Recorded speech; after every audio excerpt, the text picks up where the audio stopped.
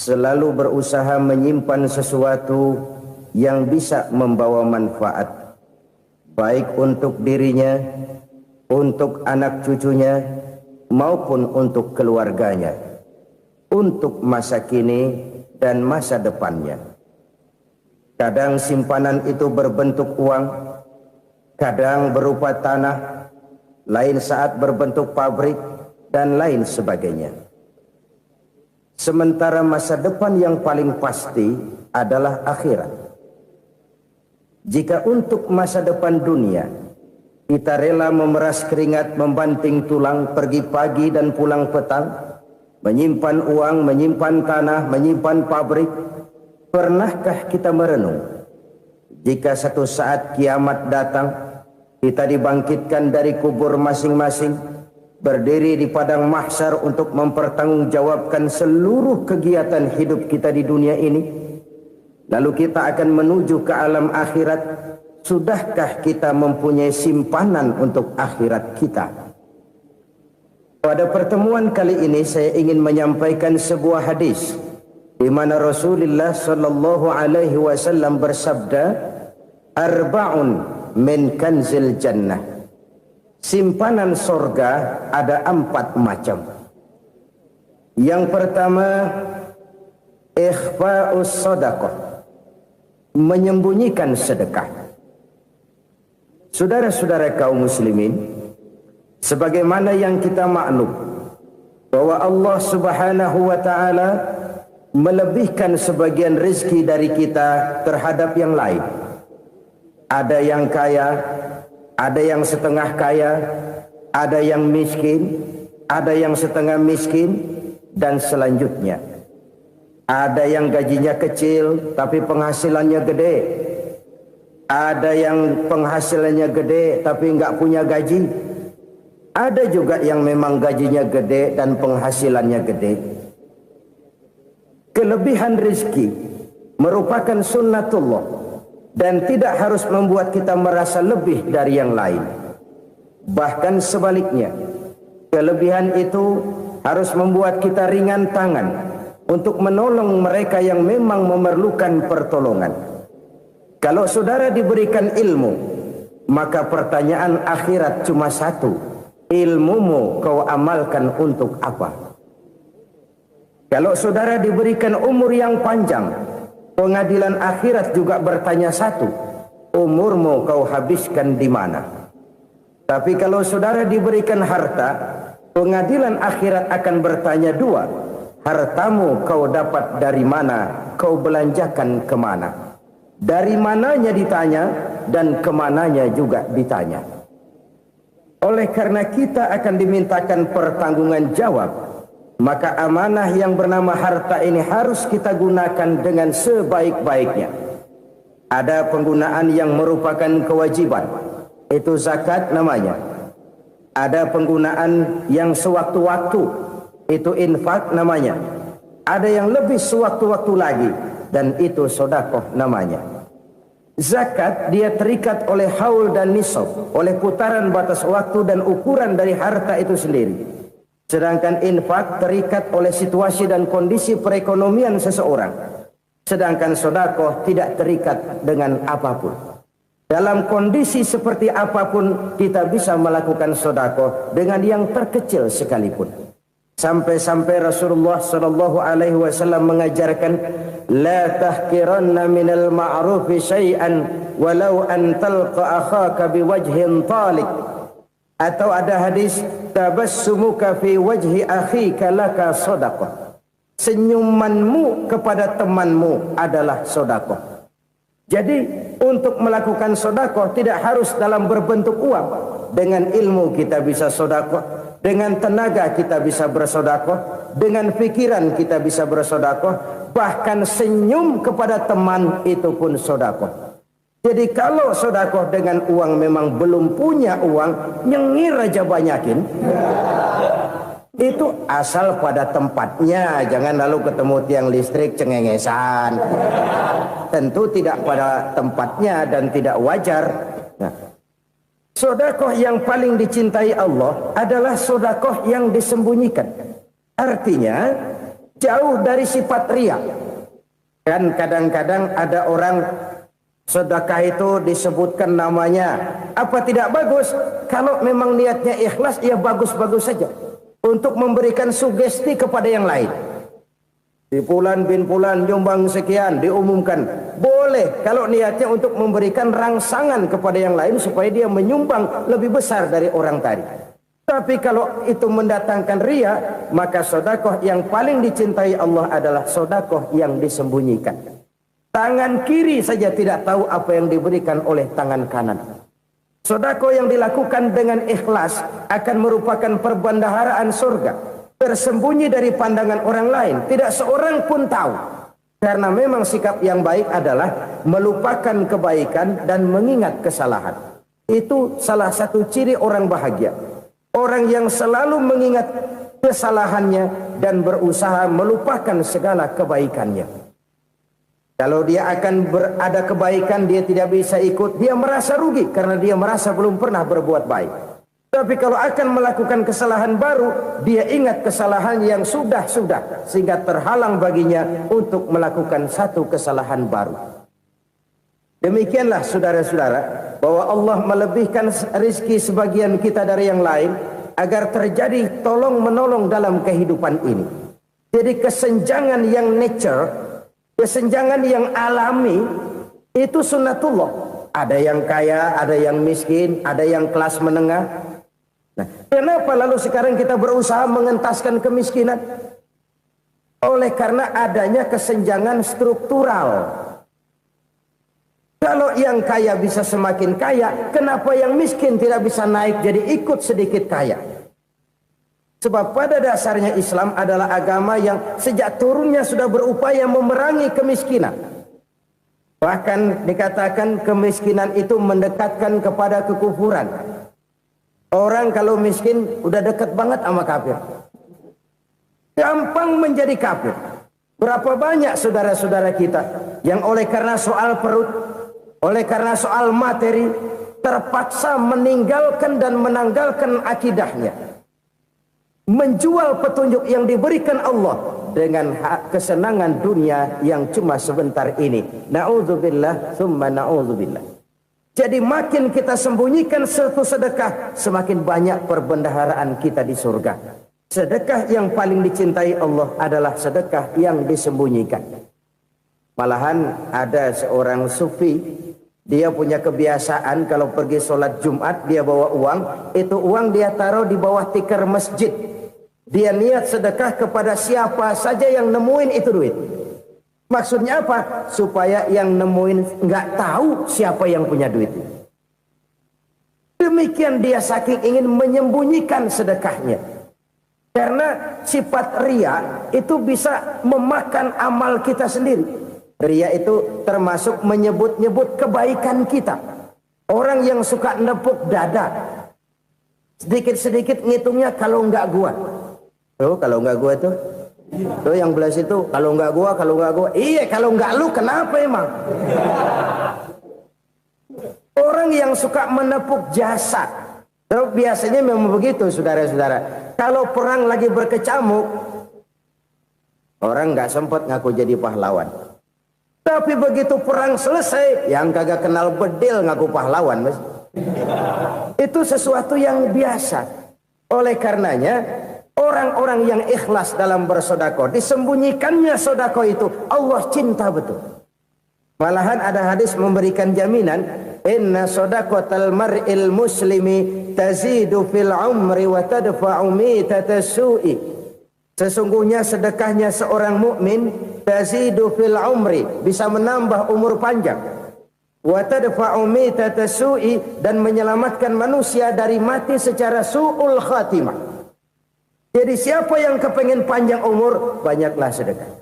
Yang bosan hidup, pelit terus.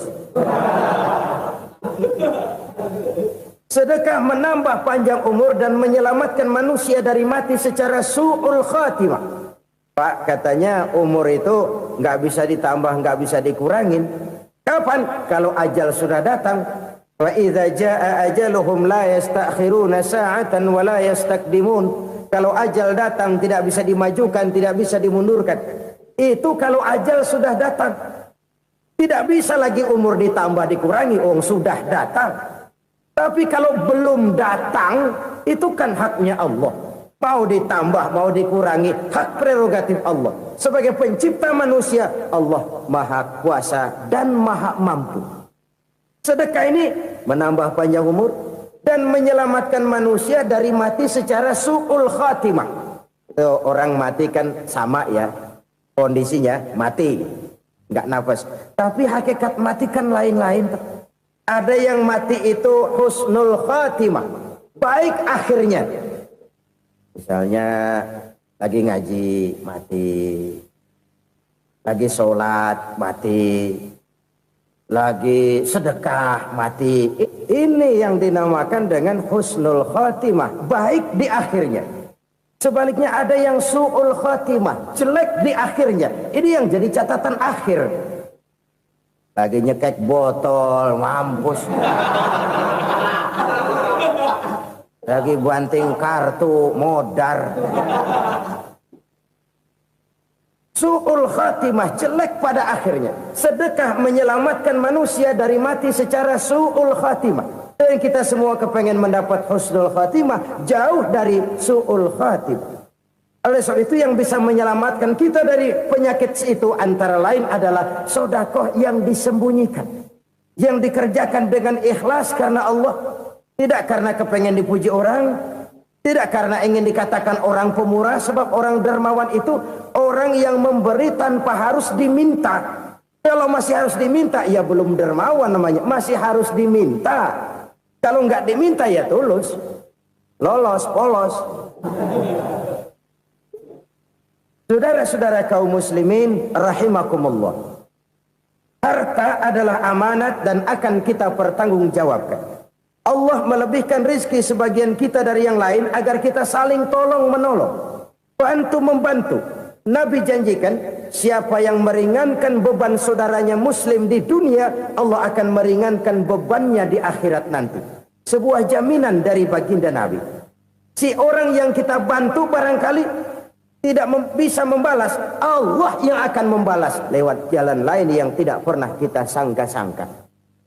Ada orang tanya, Pak, ini ada orang nyumbang masjid sambil marah-marah, bagaimana?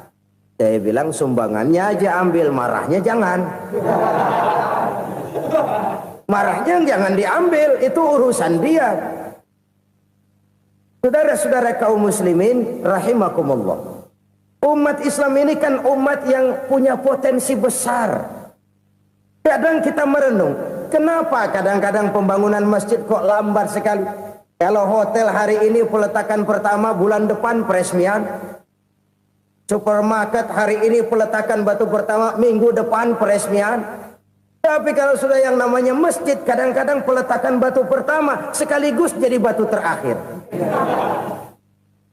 3 tahun, 4 tahun, campur nebar jalak di jalanan, duit dijaring kayak ikan sepat. Apa tidak ada orang Islam yang kaya? Banyak. Apa tidak ada pengusaha muslim yang jadi konglomerat? Ada. Lalu yang belum banyak itu yang komit terhadap nilai-nilai agamanya. Akhirnya kita jatuh jadi umat yang lemah. Belum ada pengusaha konglomerat muslim buka pabrik supermi cap bedug misalnya umpamanya atau pabrik kecap cap sorban supaya identitas keislamannya sedikit kelihatan. Kita jatuh jadi umat yang lemah karena potensi tidak terinventarisir dengan baik. Kita ini ibarat kompor yang cuma matengin nasi orang lain. Potensi kita dimanfaatkan oleh orang lain. Ukhuwah Islamiyah kita baru terbatas kepada silaturahmi. Ukhuwah di bidang ekonomi kita lemah, ukhuwah di bidang kebudayaan kita lemah, apalagi ukhuwah di bidang politik kita lebih rapuh lagi. Padahal ukhuwah itu adalah totalitas kehidupan manusia, menyangkut ipolek sosbud, memerlukan nilai-nilai ukhuwah. Jadi oleh karena itu mari kita menyadari di dalam harta kita, walaupun kita yang cari, pergi pagi, pulang sore, peras keringat, banting tulang, di sana ada harta anak yatim. Di sana ada hak masjid. Di sana ada hak pesantren, di sana ada hak jihad. Berbahagialah seseorang apabila dia oleh Allah dijadikan keran. Keran itu menyimpan air, tapi tidak untuk dirinya, tapi disalurkannya kepada mereka yang memang memerlukannya. Saudara-saudara kaum muslimin rahimakumullah, ini yang pertama. Jadi perbendaharaan surga adalah menyembunyikan sedekah. Orang lain nggak tahu, kita pun nggak pernah ngitung-ngitung. Kita anggap lewat begitu saja, padahal itu deposit akhirat. Satu. Yang kedua, perbendaharaan surga itu apa? Wa kitmanul musibah, menyembunyikan kesulitan. Kadang orang takut menghadapi kesulitan, tapi makin kita merenung, hidup ini kan sebenarnya urusan. Takut sama urusan, ya jangan hidup. Tandanya orang hidup itu kalau punya urusan. Urusan melupakan problem, problem sering menimbulkan kesulitan. Kesulitan bukan untuk ditakuti, tapi untuk diatasi dan dicarikan jalan keluarnya. Siapa sih orangnya yang nggak pernah sulit-sulit? Makin tinggi status sosialnya, makin gede urusannya. Makin tinggi kualitas imannya, makin berat tingkat kesulitannya. Cuma memang yang namanya enak itu seperti pelangi. Biang lala itu nggak pernah di atas kepala kita, di atas kepala orang melulu. Lu sih enak lu, kata kita. Dia juga bilang yang enak kan lu. Pelangi itu nggak pernah di atas kepala kita. Kata tukang beca, aduh enak ya naik Mercy. Kata tukang beca, apa yang di dalam mobil Mercy? Aduh enak bener tukang beca, di jok ngeringkuk ngorok pulas bener. Saya kamar pakai AC sejuk, tempat tidur sutra empuk, alga spring bed, gula kulik nggak bisa pulas kalau belum minum Valium, belum tidur. Enak bener tukang beca, di jok ngorok nggak tahu wetan kulon. Si tukang beca bilang yang di Mercy enak, yang di Mercy bilang tukang beca enak. Inilah enak, nggak pernah di atas kepala kita, di atas kepala orang lain melulu enak itu. Nah, saudara-saudara, yang merupakan perbendaharaan surga itu orang yang bisa menyembunyikan kesulitan, baik pribadi ataupun rumah tangga. Nih terutama rumah tangga yang jadi soalnya. Kadang-kadang kita ini kalau senang, sebaliknya kalau senang kita diam, kalem aja, cuek. Banyak banget duit kita bawaan, diam aja udah. Malah ketemu orang takut. Tapi begitu susah, sekampung tahu. Padahal Nabi mengajarkan perbendaharaan surga itu menyembunyikan musibah, menyembunyikan kesulitan. Kalau enak, cerita sama orang-orang. Kalau nggak enak, rasain sendiri, tekan sendiri, atasin sendiri. Kita kan sebaliknya. Senang kita diam, asal lagi susah, paling tidak kita nyari teman buat cerita kesusahan. Siapa orangnya yang nggak pernah susah? Cuma soalnya bagaimana kita mengatasi kesusahan itu sendiri. Begitu juga misalnya kalau orang sudah berumah tangga, itu orang tuanya harus menjadi tempat dia cerita yang enak-enak saja. Yang nggak enak rasain berdua, selesaikan berdua, atasin berdua. Jangan dibalik. Asal senang diam, giliran susah saja. Maknya laporan. Terbalik. Bisa menjaga security informasi. Maka nama bayam keluar diam, malah seluitan. Enak amat lo makan daging ayam. Security informasi. Saudara-saudara kaum muslimin rahimakumullah.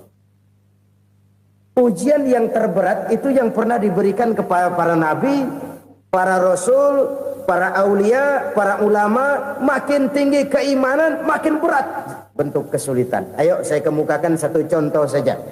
Ada seorang nabi yang kaya, nabi kaya, namanya Nabi Ayub. Iblis kalau orang begini kan keki. Ibadahnya rajin, kaya. Nih yang kayak begini susah digodain. Kalau ibadahnya rajin, miskin, kali bisa disogok. Sini imannya mantap, ibadahnya rajin, kaya, nabi lagi. Oh, tapi namanya iblis nggak kurang akal. Laporan, Tuhan, kenapa Les? Ya ini bahasa saya, bahasa Qurannya sih nggak gitu. Itu hambamu yang namanya Ayub, dia rajin ibadah cuma karena dikasih kaya aja. Coba kasih miskin dia, berhenti dia sembahyang. Ah, kamu bisa aja. Saya tahu Ayub itu hambaku yang ikhlas. Saya buktiin Tuhan, silahkan. Dibuktiinlah, iblis turun ke alam ini. Yang mula-mula dia lakukan, dia rusak sawah ladang Nabi Ayub. Dia binasakan binatang ternak Nabi Ayub. Sehingga dalam waktu singkat, jatuhlah Nabi Ayub dari orang paling kaya jadi orang paling miskin. Beliau masih ibadah di mihrab dalam masjid. Datang iblis. Saudara Ayub, ya. Lagi ngapain? Ibadah. Nyembah Allah, nyembah Allah. Oh, percuma. Kenapa? Tuhan yang ente sembah nih, dia udah bikin miskin ente. Sawah ladang ente hancur lebur, binatang ternak binasa. Sekarang ente jadi orang paling miskin. Ngapain nyembah Tuhan kayak begitu? Tekor. Udah berhenti dah ibadah, berhenti ibadah. Ini iblis sama Tuhan laporannya lain, yang dikerjakan kepada Nabi Ayub juga lain. Benar begitu iblis kata Nabi Ayub? Iya, sawah ladang saya habis, buras. Binatang ternak saya binasa, binasa. Saya miskin, bangpak. Apa jawab Nabi Ayub? Bukan innalillahi, ya ini hebat. Alhamdulillahillazi a'tani wa akhza minni. Segala puji bagi Allah yang telah memberikan harta kepada saya dan sekarang mengambilnya lagi. Alhamdulillah. Allah yang ngasih, Allah yang ambil. Itu mah urusan Allah. Iblis cuman ibadah jalan terus, sujud lagi Nabi Ayub. Iblis seleher gondok banget. Dasar Nabi nggak mempan dia apa-apain. Miskin malah alhamdulillah. Allah yang ngasih, Allah yang ngambil. Jadi kalau kita tidak komit, kita tidak terikat kepada kaya, miskin, senang, susah, apa yang bisa bikin kita susah? Jadikan kekayaan, kemiskinan, jadikan senang, susah sebagai anak buah yang bisa kita atur. Jangan kekayaan ngatur kita, jangan kemiskinan ngatur kita. Kita yang harus mengatur mereka. Senang, susah, kaya, miskin, bahagia, sengsara, jadikan itu anak buah yang bisa kita atur. Kalau sekarang kita kaya, lain saat boleh jadi kita miskin, semiskin-miskinnya. Allah yang ngasih, Allah yang ngambil. Tenaga mana yang bisa menghalangi? Ibadah jalan terus. Iblis makin gondok. Dasar Nabi loh. Akhirnya apa? Nabi Ayub dikerjain, diberikan penyakit. Demikian fatal penyakitnya. Bayangin, udah miskin sakit. Masya Allah. Miskin sakit. Sakitnya nggak lama, kira-kira 16 tahun. Istrinya 3, 2 mental minta ceraiin. Ngerawatin laki bengek begini. Senang belum tentu, susah udah pasti nih. Cerai aja, cerai dah. Cerai.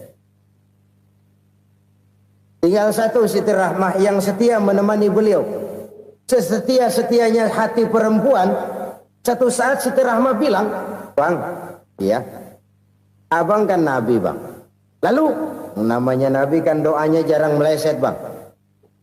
Maksud kamu minta kenapa sih sama Tuhan biar abang sembuh baik dah bang? Siti Rahmah, iya. Saya sakit berapa tahun sih dah? 16 tahun bang.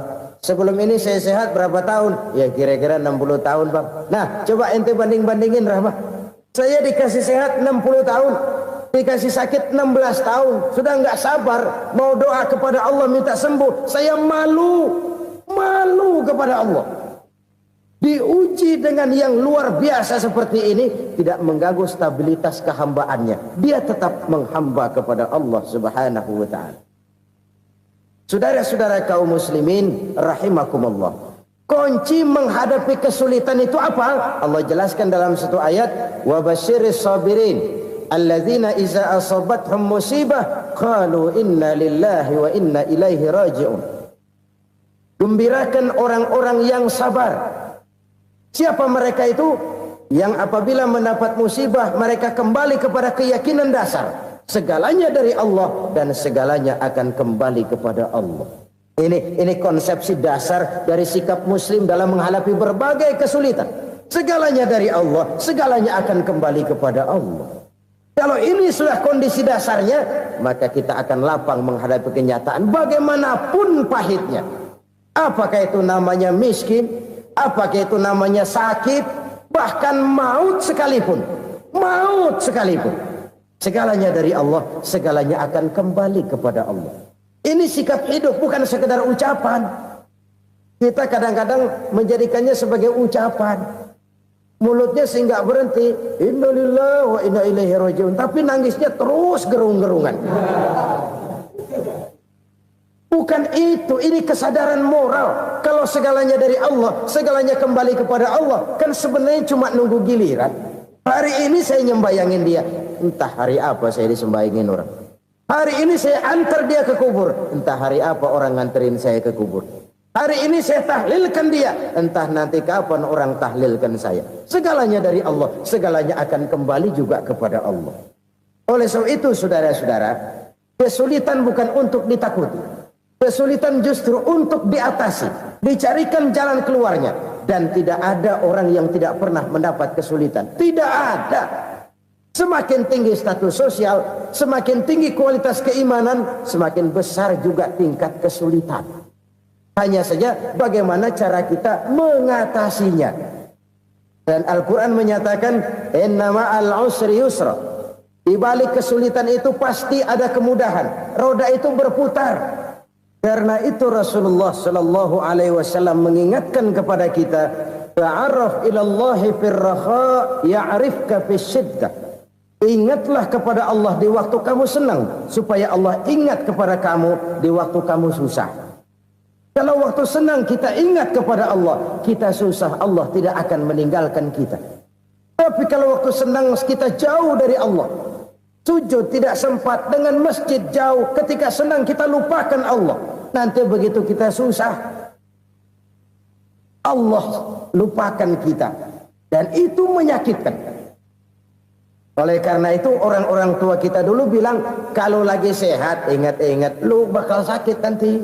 Kalau lagi kaya ingat-ingat satu saat kita bakal jatuh miskin. Bahkan kalau lagi muda ingat-ingat kita bakal tua. Dan yang terpenting kalau lagi hidup ingat-ingat kita bakal mati. Saudara-saudara kaum muslimin rahimakumullah. Jadi yang kedua yang merupakan perbendaharaan surga, menyembunyikan musibah. Saudara-saudara kaum muslimin rahimakumullah. Hal ketiga yang merupakan perbendaharaan surga adalah wasilatur rahmi. Orang yang suka bersilaturahmi. Sebagaimana yang kita maklum bahwa manusia adalah makhluk yang disebut zon politika. Makhluk sosial yang tidak mungkin hidup sendiri-sendiri. Betapa dan siapapun kita memerlukan orang lain. Bodoh betul manusia kalau tinggal di tengah masyarakat tapi tidak mau bermasyarakat. Merasa hebat sendiri, pinter sendiri, gagah sendiri, kaya sendiri. Mungkin kalau mati juga ngubur sendiri. Jangankan kita di sini, di sorga saja Nabi Adam waktu sendirian bengong melulu, ngondar mandir. Allah tegur dam sepi dam. Ya ini kalau bahasa saya. Iya Tuhan sepi ini nggak ada coret-corekan pisan ini. Diciptakan Siti Hawa baru anteng Nabi Adam. Itu di surga. Cobalah. Umpamanya saudara tinggal di Jakarta nih. Kayak bener. Apaan aja di Jakarta punya saudara dah. Pembuatan Semanggi ambil. Monas, Buntel bawa pulang. Hotel-hotel ambil semua. Cuman tinggal di Jakarta sendirian, apa enaknya? Betapa dan siapapun kita perlu orang lain. Tidak ada seorang pun yang bisa memenuhi kebutuhan hidupnya secara sendiri-sendiri. Nah, Islam telah menyelamatkan manusia dari ras diskriminasi. Mengikat manusia dengan persaudaraan yang berlandaskan kepada akidah. Karena itu dianjurkan bersilaturahmi. Bahkan Nabi menyatakan, man arada ayyubsata lahu fi rizqihi wa yunsa'a fi atharihi falyasil rahimah. Siapa yang kepengen diluaskan rezekinya dan dipanjangkan usianya, banyaklah ia bersilaturahmi. Siapa yang kepengen dimudahkan rezekinya, hendaknya ia banyak bersilaturahmi. Kalau banyak teman, kesulitan kan paling tidak ada tempat cerita. Udah susah, sendirian kita pikirin diri, nggak ada tempat tukar pikiran. Cepet banget sama bengek. Dilawan sendiri. Nah, secara makro kita bisa berkata, tidak mungkin ada kemenangan kalau tidak ada kekuatan. Tidak ada kekuatan kalau tidak ada kesatuan dan persatuan. Tidak mungkin ada kesatuan dan persatuan tanpa semangat silaturahmi. Kalau umat Islam mau menang, dia harus kuat. Kalau umat Islam mau kuat, dia harus bersatu. Kalau umat Islam mau bersatu, dia harus membudayakan silaturahmi ini. Bahkan sampai-sampai kata Nabi, kalau bisa cari nilai tambah. Apa? Silman qata'ak. Bersilaturahmilah kau kepada orang yang marah denganmu. Masya Allah, indahnya ajaran agama kita. Orang yang marah pun kepada kita, kata Nabi, kalau bisa bersilaturahmilah kepadanya, kepada orang yang marah itu. Di situ nilai tambah. Cuman jujur nih hadis, ngucapinnya gampang, ngamalinnya yang berat banget. Orang marah sama kita, kita disuruh silaturahmi, ada apa malu? Lu marah, ada gua marahan lagi. Tunggu pikirin.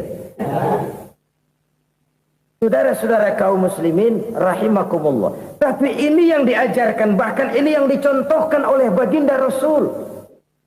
Bagaimana begitu mudah, misalnya satu saat Abu Jahal ini ngatur strategi bagaimana bikin Muhammad celaka. Dia gali lubang di depan tempat tidurnya. Dia tutupin daun korma. Terus dia panggil seseorang, ke sini. Kasih tahu Muhammad, pamannya sakit keras, minta ditengokin. Berangkat orang ini ke sana. Muhammad, labbaik. Pamanmu sakit keras, dia minta ditengokin. Baik, saya akan datang menjenguk beliau. Berangkatlah Nabi ke rumah Abu Jahal tanpa prasangka apapun. Abu Jahal udah pasang setil, selimut 3 rangkap setengah dia pakai. Persis kayak orang meriang. Tapi sembari ngintip dari balik selimut. Begitu Muhammad buka pintu, nah masuk perangkap nih. Muhammad jalan menuju tempat pembaringan. Makin lama makin dekat, makin lama makin dekat. Makin dekat ke lubang yang dipasang oleh Abu Jahal itu. Dalam hati Abu Jahal, terus dah jatuh, mampus dah lo ini. Mampus lo hari ini nih. Apa yang terjadi? Malaikat Jibril datang. Muhammad, pamanmu cuma pura-pura sakit. Di depan tempat tidurnya ada lubang perangkap supaya kamu jatuh ke situ. Sudah, kamu pulang. Balik kanan Nabi. Sudah hampir jatuh ke lubang, balik kanan, pulang. Bayangin kecewanya Abu Jahal. Muhammad dikit lagi, Muhammad dikit lagi. Enggak paman, saya pulang aja. Emosi bangun dari tempat tidur, enggak sadar kalau lagi pura-pura sakit. Lompat ngejar Nabi, dia lupa dengan lubang yang dia gali. Serak, nyemplung sendiri ke dalam lubang.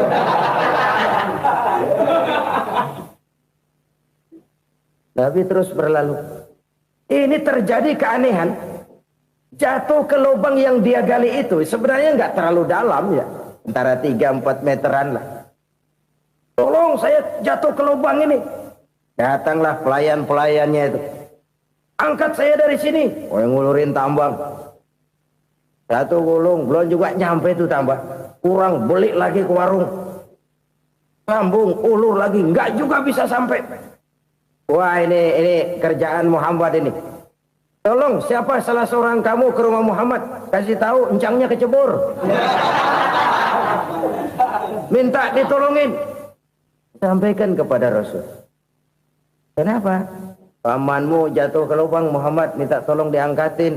Tambang udah nyambung-nyambung nggak nyampe juga. Ya, nanti saya datang, saya tolong. Coba. Nyata-nyata orang berniat jahat mau mencelakakan dia. Datang dia menolong. Ini yang disebut air tuba dibalas air susu ya ini. Bukan sebaliknya. Air tuba dibalas air susu. Paman, kecebur ya? Iya Muhammad, tolong ini. Pegang tangan saya. Nabi ulurkan tangannya. Nyampe. Dipegang oleh Abu Jahal. Diangkat ke atas. Sampai atas. Apa kata Abu Jahal?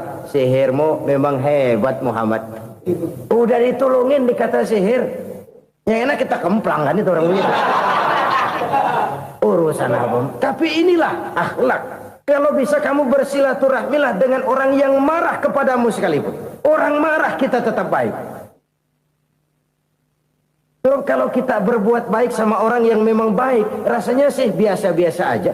Orang baik kita baik lagi, ya draw aja, belum ada nilai tambah di situ. Baru ada nilai tambah kalau kita bisa berbuat baik kepada orang yang nyakitin kita. Itu namanya kita setingkat di atas dia. Dia sakitin kita, kita berbuat baik sama dia. Dia pelit sama kita, kita baik sama dia. Dia marahin kita, kita deketin dia. Di situ kita punya nilai tambah. Jadi siapa yang ingin diluaskan rezekinya kata Nabi dan dipanjangkan umurnya, hendaklah ia banyak-banyak bersilaturahmi. Sederhana sebenarnya silaturahmi, tapi silaturahmi membangkitkan semangat kesatuan dan persatuan. Kesatuan dan persatuan melahirkan kekuatan. Dalam matematika 1 ditambah 1 pasti 2. Tapi di tengah masyarakat, 1 orang takut ditambah 1 orang takut, hasilnya jadi 2 orang setengah berani. Kenapa setengah berani? Karena udah berdua. Tadi pan takut sendirian. Kalau dia kumpul turu-turu takutlah jadi berani. Kita yang lemah, kita yang tidak berdaya, kita yang miskin, kalau mau kompak bersatu, apa yang nggak bisa kita kerjain? Apalagi tinggal di kota besar, pilihan cuma 2. Bertahan atau minggir. Bertahan atau minggir. Untuk bisa bertahan harus mampu bersaing. Untuk mampu bersaing harus punya keahlian. Keahlian harus ditunjang dengan pendidikan, ditambah oleh kekompakan sebagai umat. Udah miskin mencar mulu, orang injek kita. Orang nggak pandang urusan apa yang malu. Oleh karena itu silaturahmi pada hakikatnya merupakan roh dari ukhuwah yang diajarkan oleh agama kita. Bagaimana Islam menyelamatkan masyarakat manusia dari ras diskriminasi, mengikat manusia, dan tidak ada persaudaraan yang lebih indah selain persaudaraan yang diikat dengan nilai-nilai akidah. Sepanjang orang di jalan Allah, itulah saudara kita. Keluar dia dari jalan Allah, selesailah persaudaraan sampai di situ. Karena itu kalau ingin menyimpan sesuatu di surga, banyaklah bersilaturahmi. Datang ke rumah ini, datang ke rumah itu, dan lain sebagainya. Itu simpanan kita di akhirat nanti. Ini yang ketiga. Saudara-saudara, yang keempat, perbendaharaan surga itu apa? Wa qawlu la hawla wa la quwwata illa billah. Ucapan la hawla wa la quwwata illa billah. Ibadah kan ada yang berat, modalnya besar. Bangun masjid berat, modalnya besar. Bangun rumah sakit berat, modalnya besar. Ada ibadah yang berat tapi modalnya ringan. Misalnya puasa. Puasa itu berat, mengendalikan nafsu. Kalau sekedar nggak makan nggak minum sih enteng, mengendalikan nafsu. Itu jihad terbesar, tapi kan modalnya ringan, cuma niat saja. Ini ibadah berat, modalnya ringan. Ada ibadah yang ringan, modalnya juga enteng. Seperti termasuk ucapan la haula wa la quwwata illa billah. Tanpa sadar, la haula wa la quwwata illa billah. Nyelengin tuh di surga. Nyelengin, kita nggak terasa, nyelengin simpenan akhirat. La haula wa la quwwata illa billah. Nyimpan lagi. Kaget, la haula wa la quwata illa billah, nyimpan lagi, banyak simpanan. Walaupun sebenarnya yang dimaksud di sini adalah kesadaran batin bahwa tidak ada daya dan kekuatan kecuali Allah. Itu intinya. Kita memulai pekerjaan disunahkan baca bismillah, kan begitu. Apa itu? Kesadaran moral Bahwa ini saya bisa kerjakan. Saya kerjakan ini dengan menyebut nama Allah. Kenapa? Kalau Allah tidak memberikan daya dan kekuatan, mana mampu saya kerjakan ini. Maka saya kerjakan ini dengan menyebut nama Allah. Bismillah. Kesadaran moral. Manusia hanya wajib berusaha, tapi nggak pernah wajib berhasil. Banyak hal-hal yang kalau kita renungkan secara rasio nggak mungkin. Tapi jadi kenyataan. La haula wa la quwata illa billah. Tidak ada daya dan kekuatan kecuali bagi Allah semata-mata. Kesadaran moral akan kelemahan dan keterbatasan makhluk bernama manusia. Kadang kita kagum dengan otak, tapi kita sering lupa sama yang bikin otak. Padahal bagaimanapun hebatnya otak, yang bikin otak pasti lebih hebat dari otak. Nggak percaya? Silahkan otak-otakan. Inilah kecenderungan. Kita kagum dengan pesawat-pesawat mutakhir, bukan main, besi gede banget terbang itu. Alangkah hebatnya. Lalu apa yang bikin otak tidak lebih hebat dari itu semua? Kita puji laut. Apa yang bikin laut tidak lebih hebat dari laut itu? La haula wa la quwata illa billah. Tidak ada daya dan kekuatan kecuali Allah. Apa yang bisa kita lakukan kalau tidak karena daya dan kemampuan yang diberikan oleh Allah kepada kita? Lahirlah sikap tawadu, rendah hati, tidak melonjak menjadi angkuh dan sombong, sadar akan kelemahan dan keterbatasan diri. Sebagai makhluk yang diciptakan oleh Allah Subhanahu wa ta'ala. Jadi satu sisi ini ucapan yang berpahala, la haula, jadi wiridan. Pada sisi lain ini kesadaran moral, sikap mental, kesadaran batin, bahwa yang punya daya dan kekuatan itu cuma Allah. Kita nggak pantas untuk sombong, sebab sombong itu pakaiannya Allah. Kita nggak sedang pakai pakaian Allah, kegedean. Dan makin kita renungi, makin terbentur. Apa sih yang bisa kita sombongin? Kita mau sombong apa? Kaya, pintar, itu kan semua relatif. Di atas langit masih ada langit lagi. Jadi oleh karenanya, marilah kita menyadari. Manusia hanya wajib berusaha, tapi tidak pernah wajib berhasil. Yang berusaha saja tidak wajib berhasil, apalagi yang tidak berusaha. Islam bukan agama orang pemalas yang selesai sholat lalu endelohom, nggelenggem ayem-ayem. Tapi Islam bukan agama orang sombong yang setelah berusaha lalu tidak memerlukan Allah. Kita bisa saja bikin proyeksi, tahun sekian kita bakal panen besar menurut perhitungan otak. Tapi ada kejadian lain. Apa? Tikus ngambek. Habis itu dimakanin tikus, panen gagal. Proyeksi rasional gagal oleh tikus-tikus yang ngambek itu. Bisa saja terjadi. Tahun depan kita panen besar, urung. Kenapa? Musim panas panjang. Dan sekarang ini koran-koran bikin berita musim mengalami penyelewengan. Bukan cuma manusia yang nyeleweng sekarang. Musim pakai nyeleweng. Mestinya kan musim hujan udah selesai, masih hujan-hujan juga. Musim. Nah sekarang kita boleh bikin proyeksi, kita bakal panen besar. Tahu-tahu musim panas panjang, sawah retak, air kering. Cari teknokrat yang paling botak, suruh pendekin tuh musim panas.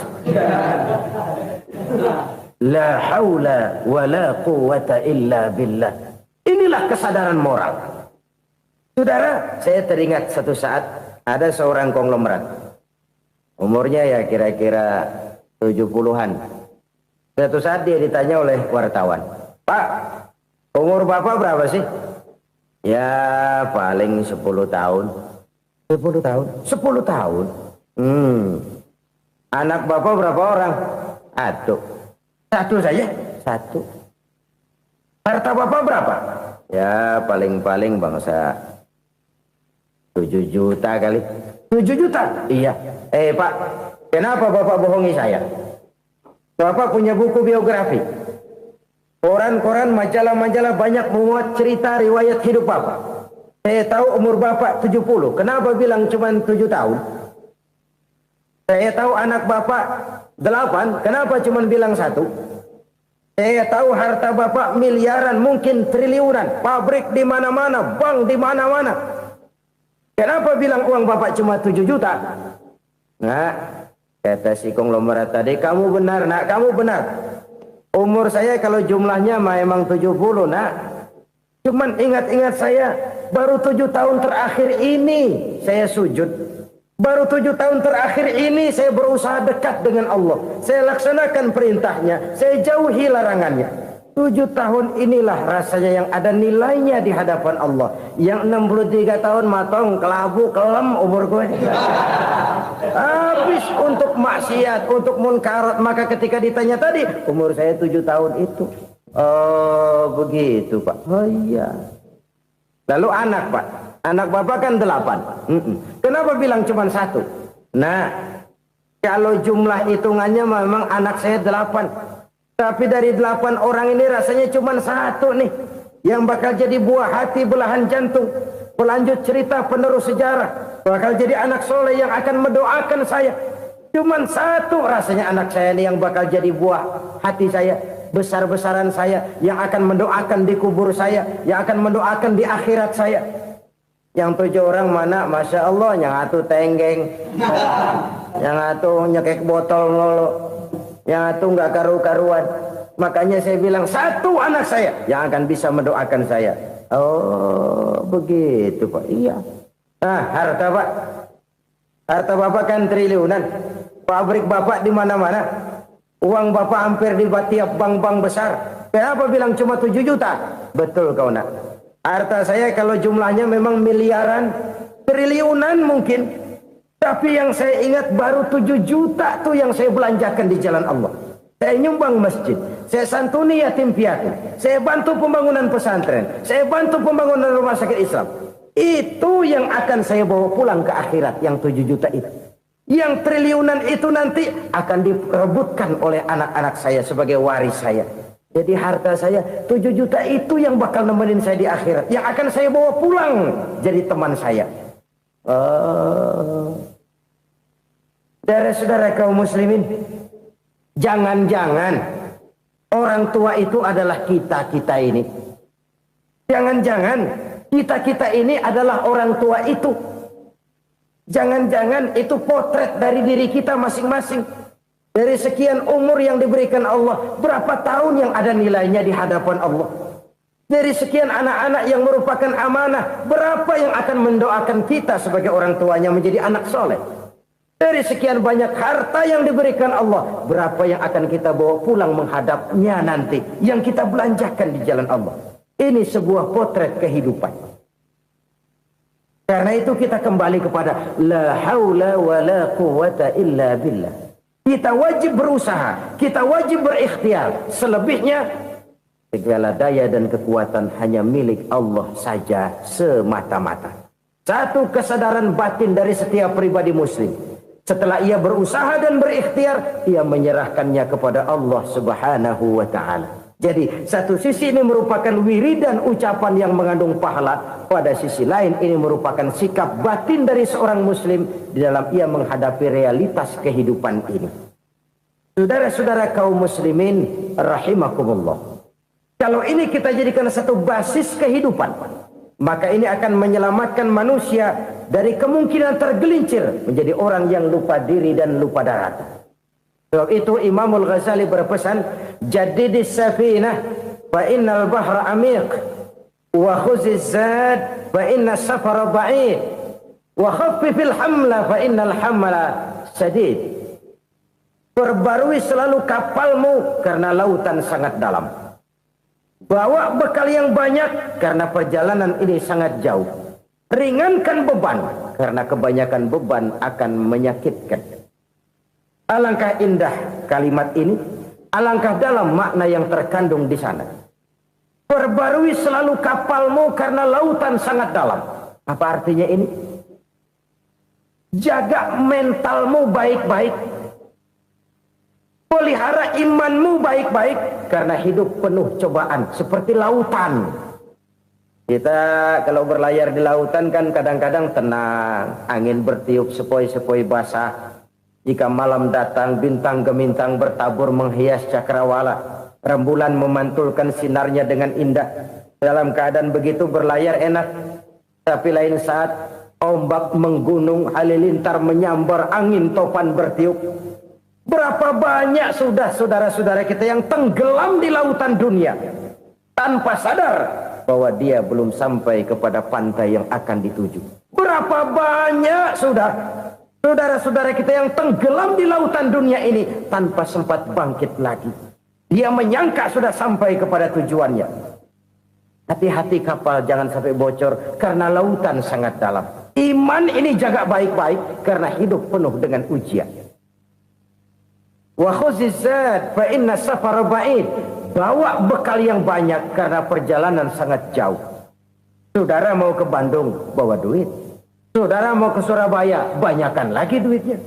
Saudara mau ke Mekah, gepokan, iketan tuh duit nggak lembaran lagi. Makin jauh perjalanan, makin banyak bekal yang harus kita bawa. Kalau saudara dari Jakarta mau ke Surabaya, kagak bawa duit berangkat juga, itu sih bukan berani namanya, nekat. Sampai Surabaya belum tentu, sengsara di jalan udah pasti. Kenapa? Nggak bawa bekal berangkat. Sama juga kita nih, misalnya belum sempat sembahyang, mati. Waduh, berani banget orang. Belum punya bekal, mati. Sengsara di jalan. Atau bekal tidak cukup. Dari Jakarta saudara mau ke Surabaya, bawa duit 500 perak.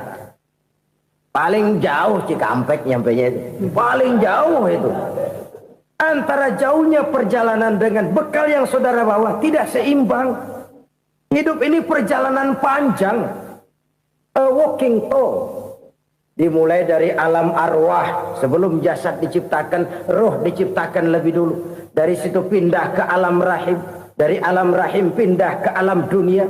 Dari alam dunia pindah ke alam barzah. Baru menuju akhirat. Satu perjalanan panjang. Kalau bekal tidak bawa, sengsara di jalan. Bawa bekal yang banyak karena perjalanan ini sangat jauh. Wa khaffifil hamla, ringankan beban karena beban itu cuma akan menyulitkan. Kalau bekal itu sih keperluan, tapi beban nggak kita perluin, cuma ngeberat-beratin. Apa ini beban? Dosa, kecurangan, kebatilan, kezoliman, ketidakadilan, kesewenang-wenangan. Itu akan jadi beban kita di akhirat. Alangkah celakanya, perjalanan panjang, bekal tidak bawa, beban kelewat banyak, alamat sengsara di jalan. Pahala tidak ada, dosa berlipat ganda. Na'udzubillah, summa na'udzubillah. Kalau kita rangkum nasihat Al-Ghazali dengan kisah si konglomerat tadi, kita akan mengambil kesimpulan. Pertama, bekal terbaik dalam menghadapi gejolak kehidupan ini tidak lain adalah iman. Yang kedua, pahala dan dosa. Dua hal kontroversial. Pahala adalah bekal, dosa adalah beban. Tapi kita sekarang kan tidak begitu terangsang kepada yang abstrak. Orang berlomba mencari yang konkret-konkret saja. Yang real. Kalau memang dosa, benjol dong. Kira-kira begitu. Kira-kira begitu. Persis orang Yahudi dulu. Orang Yahudi itu kan pernah minta kepada Nabi Musa. Ya Musa lan nu'mina laka hatta narallaha jahrah. Musa, kami nggak bakal mau beriman kepada Allah kalau belum kami lihat Allah ada nongkrong di depan kami. Kalau memang Tuhan ada, taruh dong di depan kami. Mau yang konkret-konkret saja. Kalau memang dosa, benjol dong. Kalau memang pahala, berasa dong. Orang terangsang kepada yang real, yang konkret-konkret saja. Karena itu, untuk mengejar dosa, orang mau bayar. Tapi untuk mengejar pahala, walaupun tidak bayar, orang segan. Ini yang dikatakan oleh Nabi, kamu mengharapkan ke surga, tapi kamu berat melaksanakan sesuatu yang bisa membawa kamu ke surga. Kamu ingin jauh dari neraka, tapi tiap saat kamu lakukan perbuatan-perbuatan yang justru menjerumuskan kamu ke neraka. Idda'aitum an-najata minan nar wa ramaitum fiha anfusakum. Kamu ingin selamat dari neraka, tapi kamu lemparkan diri kamu ke neraka. Kamu ingin masuk surga, tapi berat sekali kamu melakukan perbuatan-perbuatan yang bisa menyampaikan kamu di surga. Saudara-saudara kaum muslimin rahimakumullah. Jadi hal keempat yang merupakan perbendaharaan surga adalah la haula wa la quwwata illa billah. Satu sisi ini merupakan ucapan yang memperberat timbangan akhirat. Pada sisi lain ini merupakan sikap hidup seorang muslim. Kesadaran batin yang sangat dalam bahwa tidak ada daya dan kekuatan kecuali Allah. Dan itu kita simbolkan pada saat memulai pekerjaan dengan Bismillah, dengan menyebut nama Allah. Satu kesadaran moral, saya hanya bisa melakukan ini karena diberikan daya dan kekuatan oleh Allah. Lahirlah sikap tawadu, rendah hati, tidak melonjak menjadi angkuh dan sombong. Saudara-saudara, sampai sini dulu jumpa kita kali ini. Semoga 4 perbendaharaan surga ini dapat kita lakukan, yang kelak akan merupakan bekal kita di kemudian hari nanti. Amin ya rabbal alamin. Bapak-bapak, ibu-ibu, saudara-saudara kaum muslimin rahimakumullah. Di dalam kehidupan kita sebagai seorang muslim, minimal 5 kali dalam sehari semalam kita mendengar seruan untuk mendirikan solat yang disebut azan. Ada kalimat menarik di dalam kalimat azan itu, yakni seruan hayya 'alal falah, marilah menuju kepada keberuntungan, marilah meraih kemenangan. Seruan ini adalah kecenderungan dari setiap manusia, apapun warna kulitnya. Artinya, setiap orang dalam hidup selalu ingin meraih dan mencari kemenangan. Kemenangan akan melahirkan kepuasan batin, dan kepuasan batin memberikan kebahagiaan. Sedangkan kekalahan melahirkan penderitaan batin, dan penderitaan batin menjerumuskan seseorang di dalam berbagai bentuk kerugian. Jikalau inilah seruan azan, maka masalahnya ialah apa yang menyebabkan kita meraih kemenangan. Al-Quranul Karim memberikan tuntunan dan ajaran kepada kita bahwa orang-orang yang memperoleh kemenangan itu tidak lain adalah orang-orang yang bertakwa. Hanyalah mereka yang bertakwa kepada Allah Subhanahu wa ta'ala pada akhirnya akan tampil sebagai pemenang. Lalu siapa orang yang bertakwa itu? Dijelaskan dalam awal-awal Al-Baqarah, orang yang bertakwa yang akan meraih kemenangan. Pertama, allazina yu'minuna bil ghaib, yaitu orang-orang yang beriman kepada yang gaib.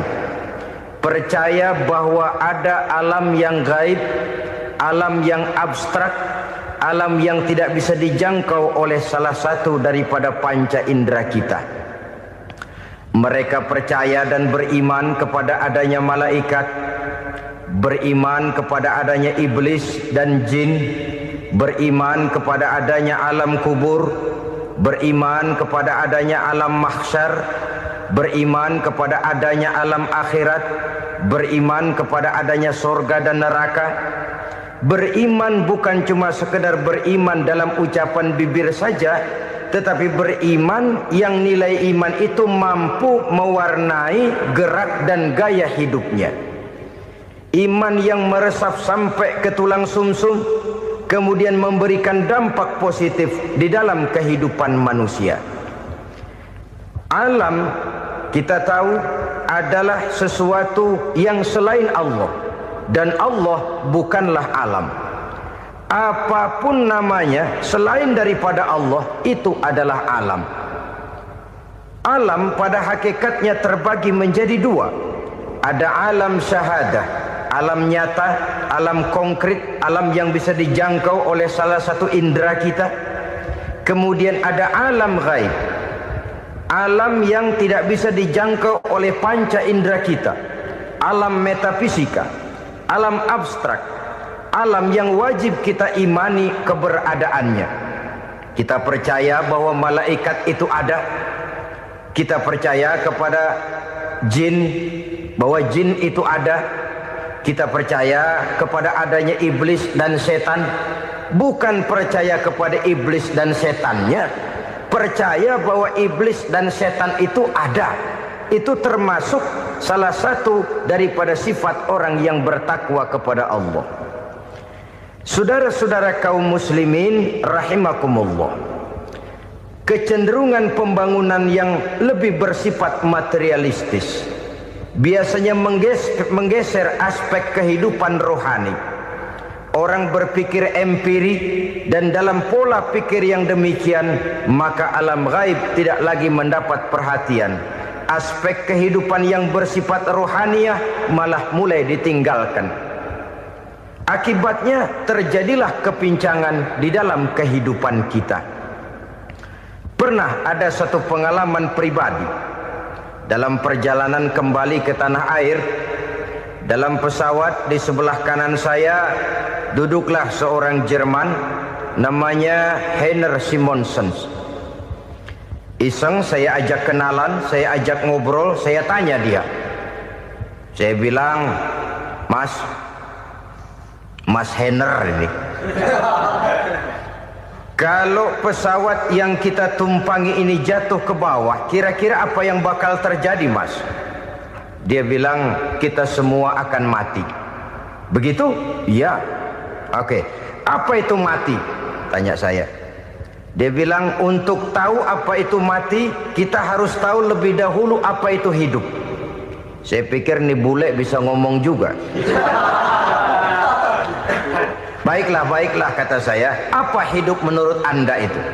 Oh, hidup itu dia bilang, kalau seluruh anggota badan kita bekerja secara normal, paru-paru memompa darah secara normal, jantung berdetak secara normal, sel-sel tubuh bekerja secara fit, dan organisme tubuh hanya mau bekerja secara normal, dia bilang, kalau kita memberi makan yang cukup, menu yang teratur, dan gizi yang lengkap.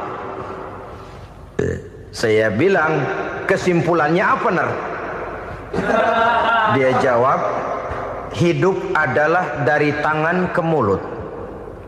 Life is from the hand to the mouth, kata dia. Hidup adalah dari tangan ke mulut. Jadi masalah hidup tidak lebih daripada masalah isi perut. Orang pergi pagi, pulang sore, peras keringat, banting tulang, perut yang dibelain. Saya bilang, you are wrong. Sampean salah, Ner. Kamu orang Islam bukan? Bukan. Pantas. Kenapa saya salah? Dia bilang, ya jelas salah. Salahnya di mana? Kamu ini manusia. Kalau hidup cuma dari tangan ke mulut, saya bilang, kambing di kampung saya juga begitu pikirannya, Ner. Itu kambing di kampung saya, asal perutnya kenyang, sudah hidup dia. Perkara besok bagaimana, lusa prospeknya macam mana, bulan depan ada apa, kambing nggak pernah mikir. Di kampung saya kambing juga pikirannya begitu. Kamu Kristen ya? Tadinya. Loh kok tadinya, lalu apa sekarang kamu ini? Dia bilang, sekarang saya netral. Saya tidak beragama, tapi saya percaya kepada Tuhan sebagai pencipta alam. Saya ingat benar dia bilang, I haven't any religious, but I believe to God as the creator of the world. Kenapa bisa netral begitu, Ner? Habis saya bingung katanya. Islam bilang Islam baik, Kristen bilang Kristen baik, Hindu Buddha bilang Hindu Buddha baik, semua agama baik. Saya netral sekalian, nggak beragama. Yang penting saya percaya kepada Tuhan. Saya bilang, Ner, kamu ini kayak orang mau beli celana, lalu bingung. Yang satu bilang Levi's bagus, yang satu bilang Blue Jean hebat, yang satu bilang Wool England hebat. Celana ini hebat, celana itu bagus, celana ini hebat. Semua celana bagus, kamu bingung. Akhirnya netral, tidak pakai celana. Itu juga salah. Saya pikir-pikir, kemudian saya melihat bahwa dua pola berpikir Heiner ini nampaknya sudah mulai menggejala di lingkungan masyarakat bangsa kita. Disadari atau tidak, secara jujur kita harus berkata, dua pola pemikiran Heiner ini mulai berkembang di tengah masyarakat bangsa kita. Pertama, pola pikir materialisme. Hidup adalah dari tangan ke mulut. Masalah hidup tidak lebih masalah isi perut. Itu yang perlu dibela, dan disitulah arti kehidupan. Pergi pagi, pulang sore, peras keringat, banting tulang untuk mempertahankan perut. Kalau sudah kemari cara orang berpikir, maka buat apa percaya kepada yang gaib? Untuk apa sholat? Untuk apa puasa? Untuk apa zakat? Untuk apa menghadiri majelis taklim? Tanpa kepercayaan kepada yang gaib, hidup berjalan menurut alur empiris dan materialis. Kalau sudah ke sana cara orang berpikir, biasanya orang lalu cenderung menghalalkan segala cara. Hanyalah orang yang percaya bahwa akhirat ada. Hanyalah orang yang percaya bahwa alam kubur itu ada. Hanyalah orang yang percaya bahwa malaikat itu ada, hidupnya akan lebih terarah dan terkendali. Karena kepercayaan kepada yang gaib, yang merupakan fase daripada kehidupan setelah hidup yang sekarang ini, mewarnai gerak pribadi seseorang di dalam dia melakukan kegiatan hidupnya. Pola berpikir materialisme, disadari atau tidak, mulai menggejala di lingkungan masyarakat bangsa kita. Hidup tidak lebih dari urusan tangan ke mulut, mulut ke tangan, tangan ke mulut. Asal perut sudah kenyang, hiduplah sudah. Perkara bagaimana prospek hari yang akan datang, bagaimana akhirat, tidak jadi persoalan. Ini yang oleh Nabi diperingatkan, ad-dunya sijnul mu'min wa jannatul kafir. Dunia adalah penjara bagi orang beriman dan surga bagi orang kafir. Dulu di zaman Belanda hadis ini pernah disalah tafsirkan, disalah artikan, digunakan sebagai senjata untuk mengkebiri dan membuat impoten umat Islam. Sudahlah umat Islam gak usah macam-macam, kata Belanda. Dunia ini kan penjara buat orang Islam, surga buat orang kafir. Di penjara jangan bertingkah.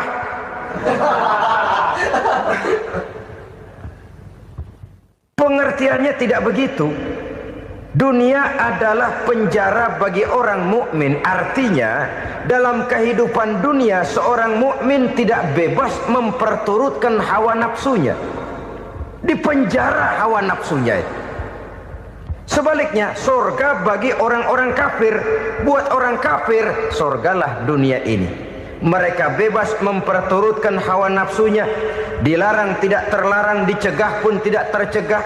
Mereka hidup menurut alur bisikan nafsu mereka sendiri. Kemudian bila ajal datang, maut merenggut nyawa, selesailah surganya sampai di situ.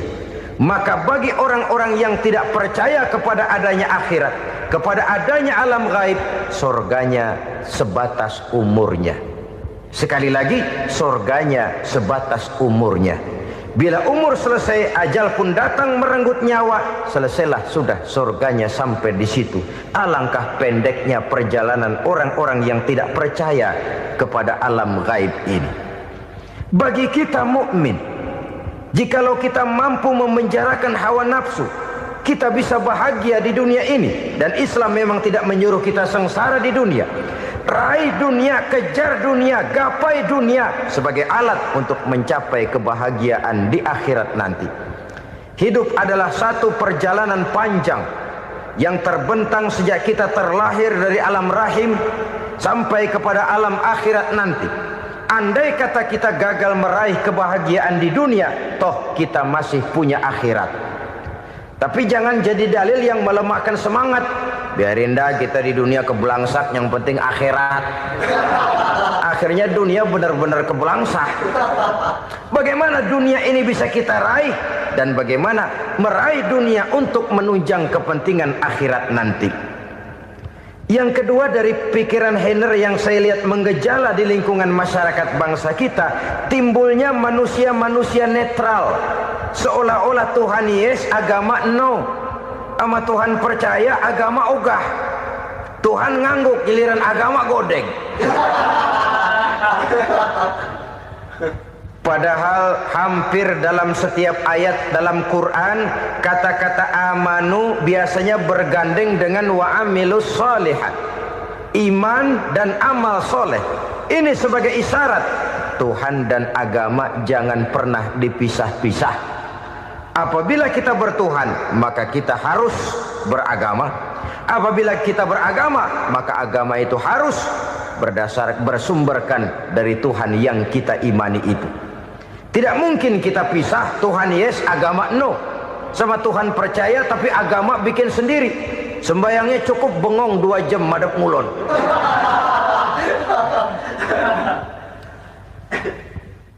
Saudara-saudara kaum muslimin rahimakumullah. Jadi dengan demikian, agama yang kita akui merupakan unsur mutlak di dalam pembangunan sekarang ini, merupakan bagian dari kehidupan yang menuntun kita bahwa di balik alam nyata ini, di balik alam syahadah ini ada alam gaib. Dan mudabbir, murabbi, yang mengatur, yang menguasai, yang memelihara baik dia alam nyata, baik dia alam gaib, tidak lain adalah Allah Subhanahu wa taala. Di sana ada satu super power, satu maha kekuatan yang kita perlu bersandar kepadanya. Sebagai makhluk nyata yang hidup di alam nyata, berbuatlah secara nyata sebagaimana harusnya kita berbuat. Karena Islam jelas bukan agamanya orang pemalas. Islam jelas bukan agamanya orang yang mengajarkan setelah selesai sholat boleh duduk, nggelenggem ayam-ayam, ndelohom, menghitung bintang di langit sambil menunggu keajaiban. Tidak. Islam adalah agama yang mengajarkan apabila sholat sudah selesai kamu kerjakan, bertebaranlah di permukaan bumi, cari karunia Tuhanmu. Jangan hidup berpangku tangan menunggu keajaiban. Karena hidup bukan undian. Jangan berharap untung besar tanpa mau peras keringat. Tapi di sebalik itu toh kita juga harus yakin bahwa di sisi usaha nyata yang kita lakukan ada satu super power, satu maha kekuatan gaib yang menentukan berhasil dan tidaknya usaha kita. Kepercayaan kepada hal semacam inilah yang mendorong kita untuk mempunyai sandaran vertikal, agar jikalau usaha ini berhasil kita tidak lupa diri dan lupa daratan. Jikalau usaha ini gagal kita tidak putus asa dan buruk sangka, tidak cupik pandangan dan sempit hati, tapi mampu melihat persoalan dengan kacamata putih sambil husnuzon kepada Allah Subhanahu wa taala. Kita percaya malaikat itu ada. Ada yang namanya raqib dan atid, mengawasi gerak hidup kita sampai kepada gerak hati kita. Ini memberikan sugesti agar kita berhati-hati, tidak sejengkal tanah pun kita bisa berlindung dari pengawasan raqib dan atid. Ada munkar nakir yang akan menyoal kita di alam kubur. Ada malaikat Malik, penjaga neraka. Ada malaikat Ridwan yang menjaga surga. Kita percaya kepada adanya jin, kita percaya kepada adanya setan, iblis. Percaya kepada adanya, bukan mempercayai si setan, si iblis lalu menjadikannya sebagai teman. Tidak. Percaya bahwa mereka itu ada dan merupakan makhluk Allah yang gaib yang diciptakan Allah Azza wa Jalla. Kepercayaan kepada alam gaib memberikan motivasi terhadap gerak lahir manusia, sehingga dengan motivasi kepercayaan kepada yang gaib, gerak lahir jadi lebih terarah, jadi lebih terpelihara. Pernah seseorang bertanya, "Pak, apakah adanya akhirat bisa dibuktikan secara ilmiah?" Saya bilang tidak bisa, tidak bisa. Kenapa? Karena yang berangkat nggak pernah pulang kemari lagi. Kalau dia pulang kemari bisa kita tanya bagaimana enak di sono. Cuma secara moral saya katakan, lebih beruntung orang yang percaya kepada akhirat daripada yang tidak. Sekarang saudara percaya akhirat ada, lalu saudara baik-baik di dunia, sholat, puasa, zakat, menolong orang lain, menebarkan kebajikan. Saudara mati, andai kata akhirat tidak ada, toh dalam hidup saudara sudah berbuat baik. Paling tidak nama saudara akan dikenang sebagai orang baik. Sebaliknya, saudara percaya, kata saya, bahwa akhirat tidak ada, lalu hidup semau-maunya, tenggelam dalam maksiat dan munkarat, menentang Allah, tidak mau ruku dan sujud. Lalu saudara mati, kemudian akhirat ada, ayo mau apa? Bekal tidak punya.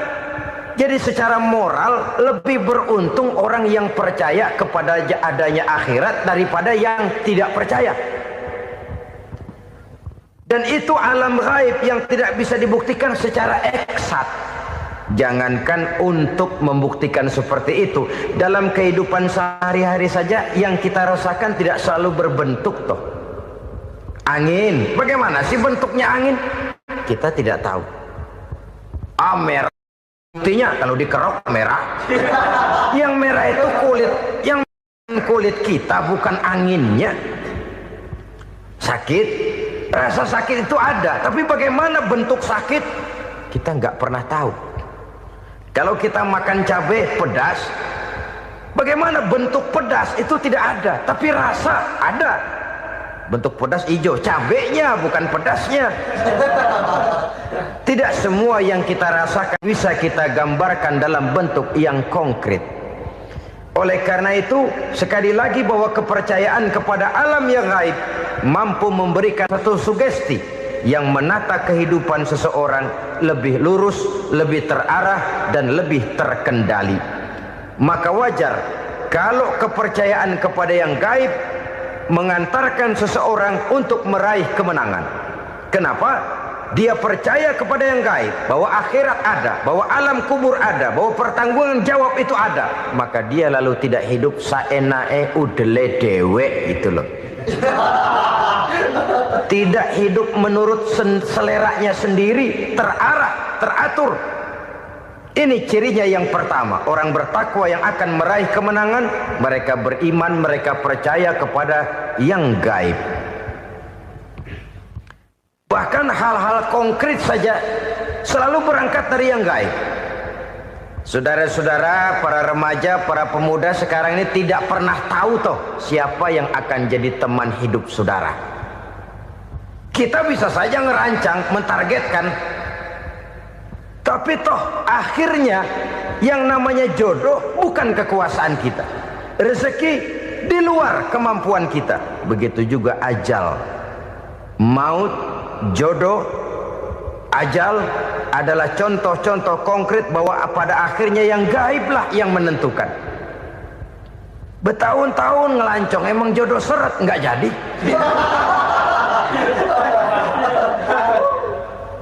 Begitu kenal baru setengah malam nginep ditangkap hansip kan. Hal-hal semacam itu kadang-kadang kita berpikir suuzon, gilet, perempuannya cakep banget, lakinya rebek amat. Memang begitulah jodohnya. Memang begitulah jodohnya. Saudara hadirin ma'asyiral muslimin yang saya hormati, jadi hal-hal yang konkret saja kita yakini sepenuhnya ditentukan oleh satu superpower yang gaib itu tadi. Dari sanalah segala ketentuan itu berangkat dan kesanalah segalanya akan kembali. Maka kepercayaan kepada yang gaib meluruskan gerak hidup seseorang dan itu akan mengantarkan dia kepada meraih kemenangan. Satu. Yang kedua, wa yuqimuna shalah. Orang bertakwa yang akan meraih kemenangan itu adalah orang-orang yang mendirikan sholat. Kenapa sholat mengantarkan orang untuk meraih kemenangan? Yang jelas, inna sholata tanha anil fahsya'i wal munkar. Sholat mampu mencegah manusia dari perbuatan keji dan munkar. Banyak filsafat hidup yang terkandung di dalam sholat ini. Sejak kita wudhu sampai kita menghadap ke arah kiblat, sampai kita melakukan gerak-gerak sholat, bacaan-bacaan yang ada di dalam sholat, lalu sampai kepada mengucapkan salam. Banyak filsafat hidup yang terkandung di dalam sholat. Umpamanya saja, setelah takbiratul ihram mulai kita dengan sholat dalam posisi berdiri, diajarkan dalam kitab-kitab fikih agar kita melihat ke arah tempat sujud. Ini kan filsafat kehidupan. Kalau kamu sholat dalam posisi berdiri, lihat tempat sujud. Jangan sholat mata jelalatan, sebab nanti bisa mengurangi kekhusyuan. Jadi wajar kalau yang dikatakan bahwa yang paling afdol adalah shaf yang di depan. Kenapa? Secara harfiah pengertiannya akan lebih mengundang kekhusyuan. Kenapa? Kalau kita di shaf paling depan di masjid umpamanya paling banter, kita lihat tembok. Tapi kalau kita shaf di tengah atau di belakang, orang-orang di depan kita pun akan kelihatan. Yang bajunya loreng, yang bajunya genggang, yang bajunya macam-macam. Kita lihat, kadang-kadang kita pikirin, ada yang bajunya bolong. Kita sholat tapi dalam hati, nih orang bajunya robek, yang nggak tahu apa. Ada saja hal-hal yang mengusik kekhusyuan kita. Oleh sebab itu diajarkan dalam posisi berdiri, lihat, arahkan pandangan matamu kepada tempat sujud.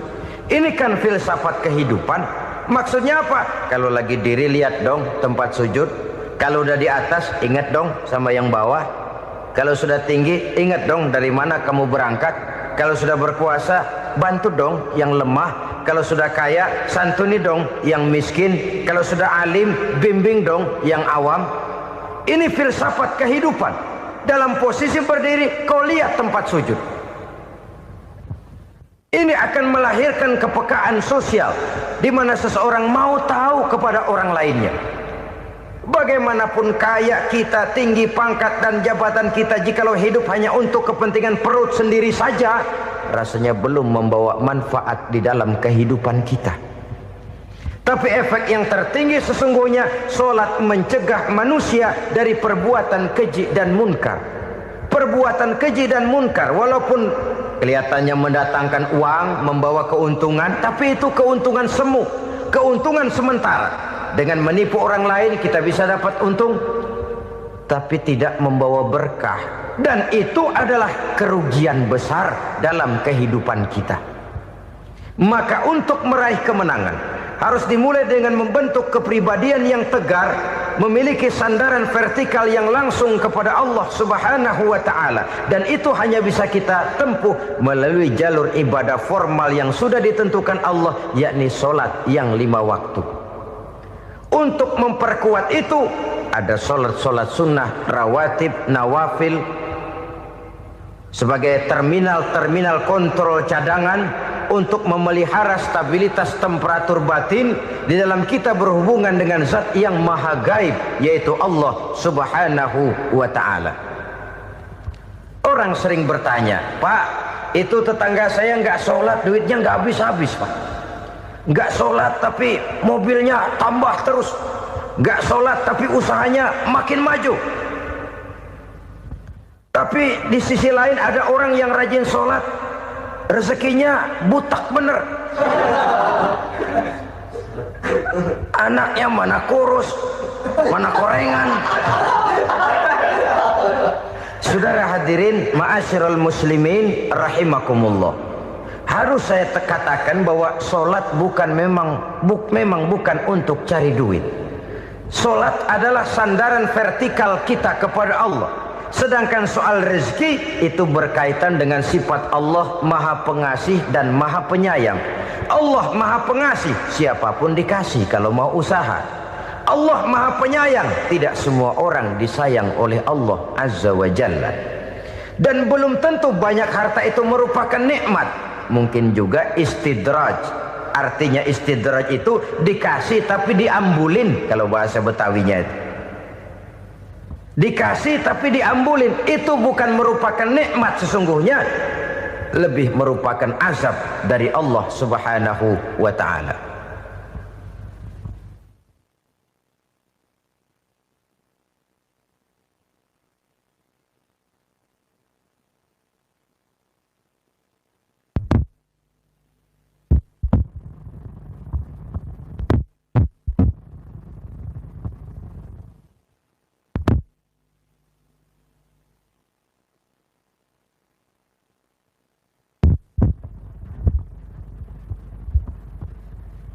Agama mempunyai sistem sholat, dan kita umat Islam telah dituntun oleh Allah Subhanahu wa ta'ala yang wajibnya 5 kali dalam sehari semalam mendirikan solat, dan itu tentu berada dalam jangkauan kemampuan manusia.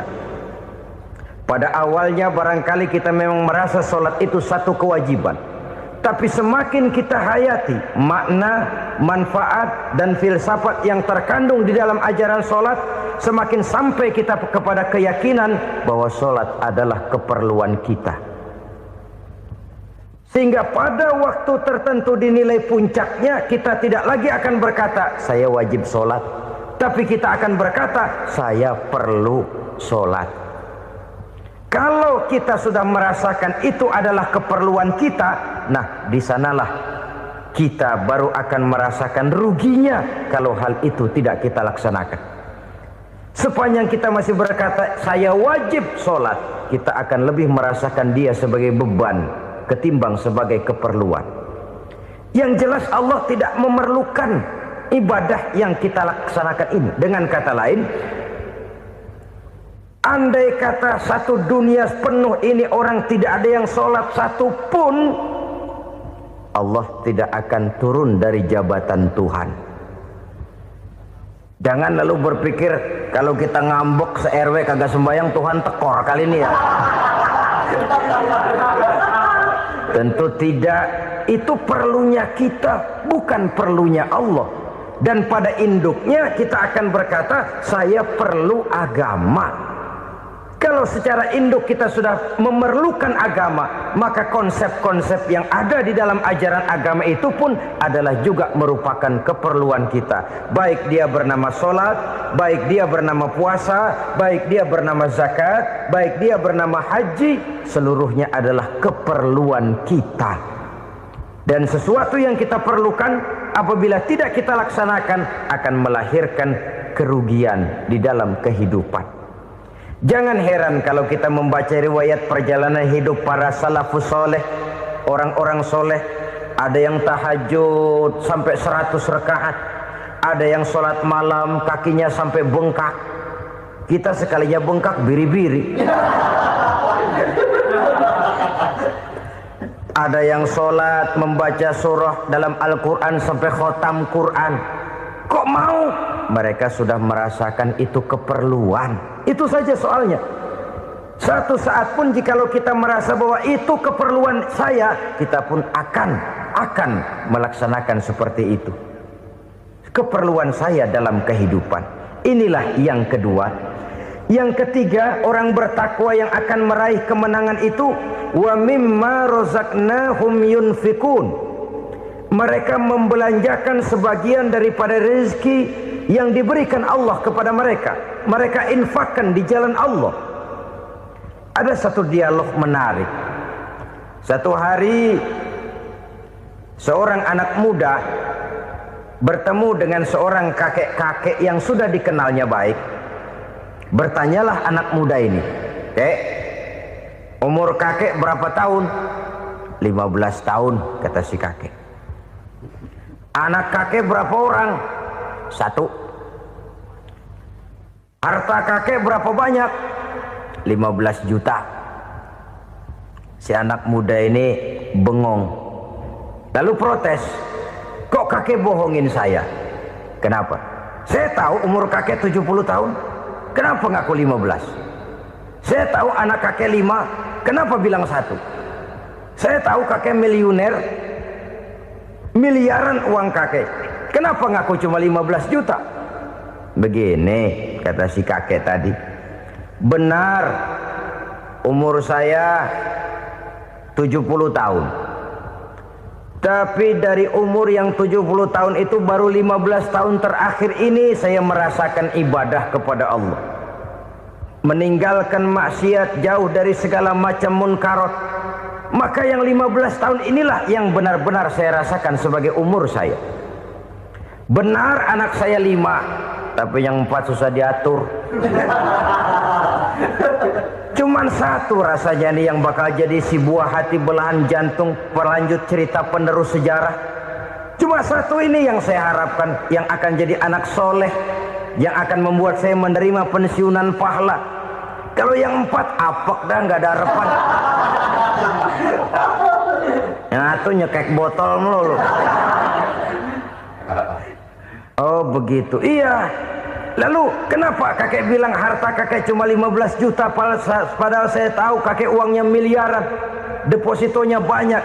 Ya karena 15 juta itulah yang saya ingat yang pernah saya belanjakan di jalan Allah. Saya merasa itulah harta saya yang sebenarnya. Yang miliaran yang saya simpan di bank kelak kalau satu saat saya mati akan jadi rebutan di antara anak-anak saya. Iya kalau anak saya soleh kayak yang satu ini.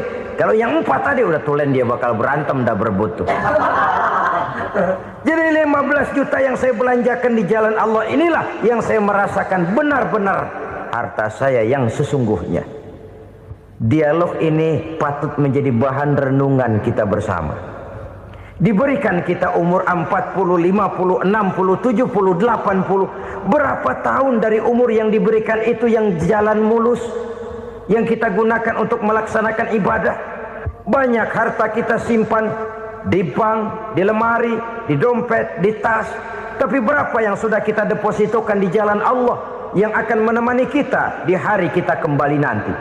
Maka orang bertakwa yang akan meraih kemenangan, wa mimma razaqnahum yunfikun, mereka membelanjakan sebagian dari rezeki yang diberikan Allah di jalan Allah Subhanahu wa ta'ala.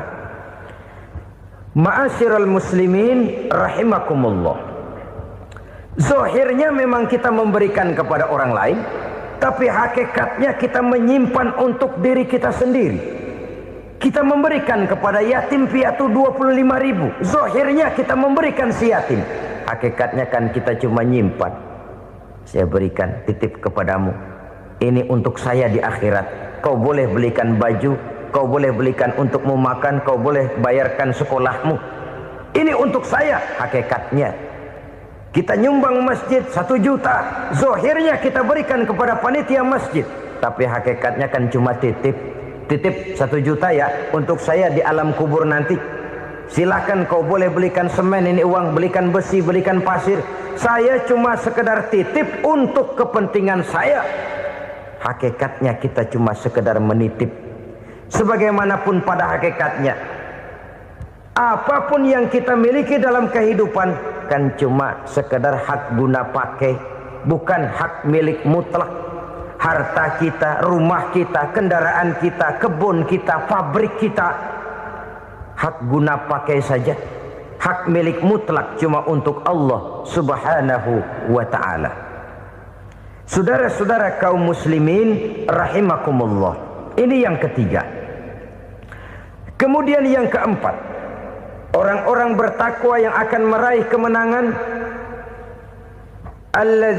allazina yu'minuna bima unzila ilaika. Mereka yang beriman, mereka yang percaya kepada apa yang telah diturunkan kepadamu Muhammad, ay Al-Quran, yakni Al-Quranul Karim. Setelah percaya kepada yang gaib, mendirikan solat, kemudian menginfakkan sebagian dari rezeki yang diberikan Allah, mereka juga lalu percaya kepada yang diturunkan terhadap Nabi, yaitu tidak lain Al-Quranul Karim. Sekali lagi di sini, percaya bukan hanya sekedar percaya saja, tetapi percaya lalu menjadikan Al-Quran itu sebagai pedoman hidup. Sebab memang Al-Quran itu adalah GBHM, garis-garis besar haluan muslim.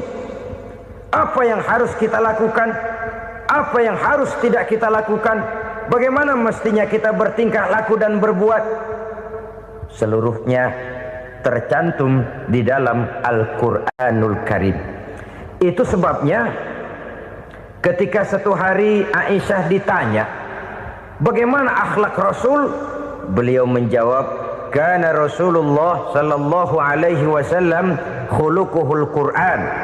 Akhlak daripada Rasulullah tidak lain adalah Al-Quran.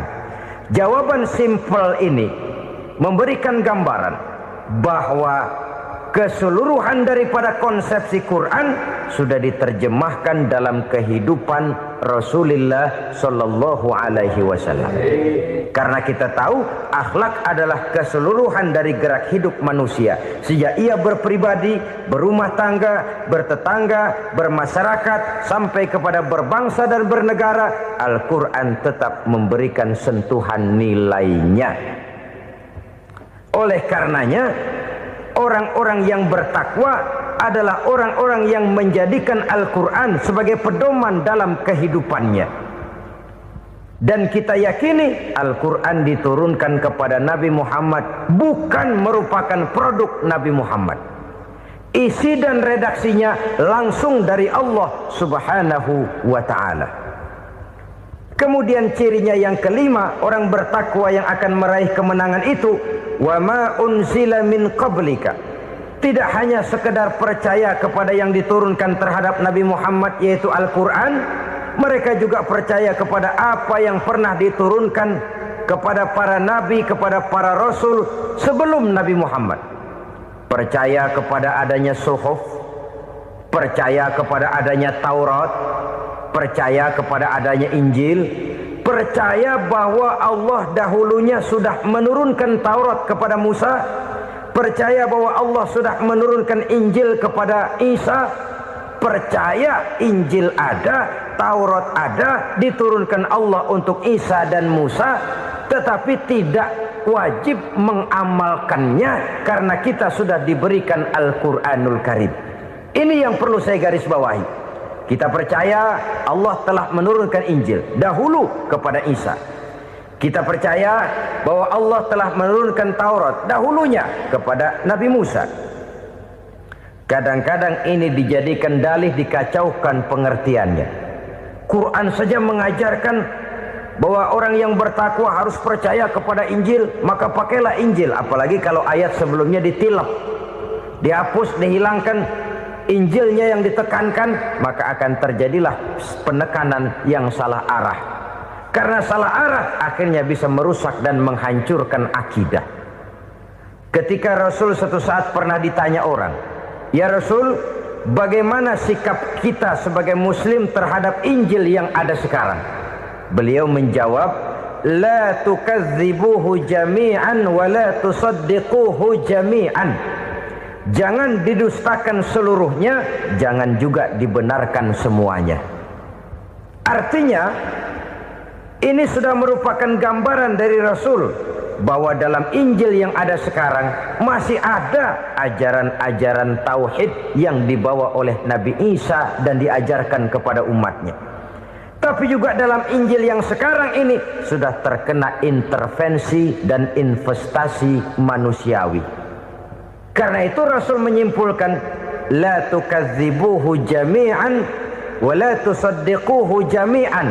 Jangan didustakan semua, jangan dibenarkan seluruhnya. Kita memang percaya Allah telah menurunkan Injil kepada Nabi Isa dulu, tapi kita tidak wajib mengamalkan Injil.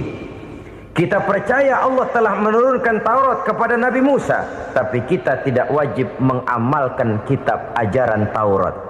Yang wajib kita percayai dan kita amalkan hanyalah Al-Quranul Karim.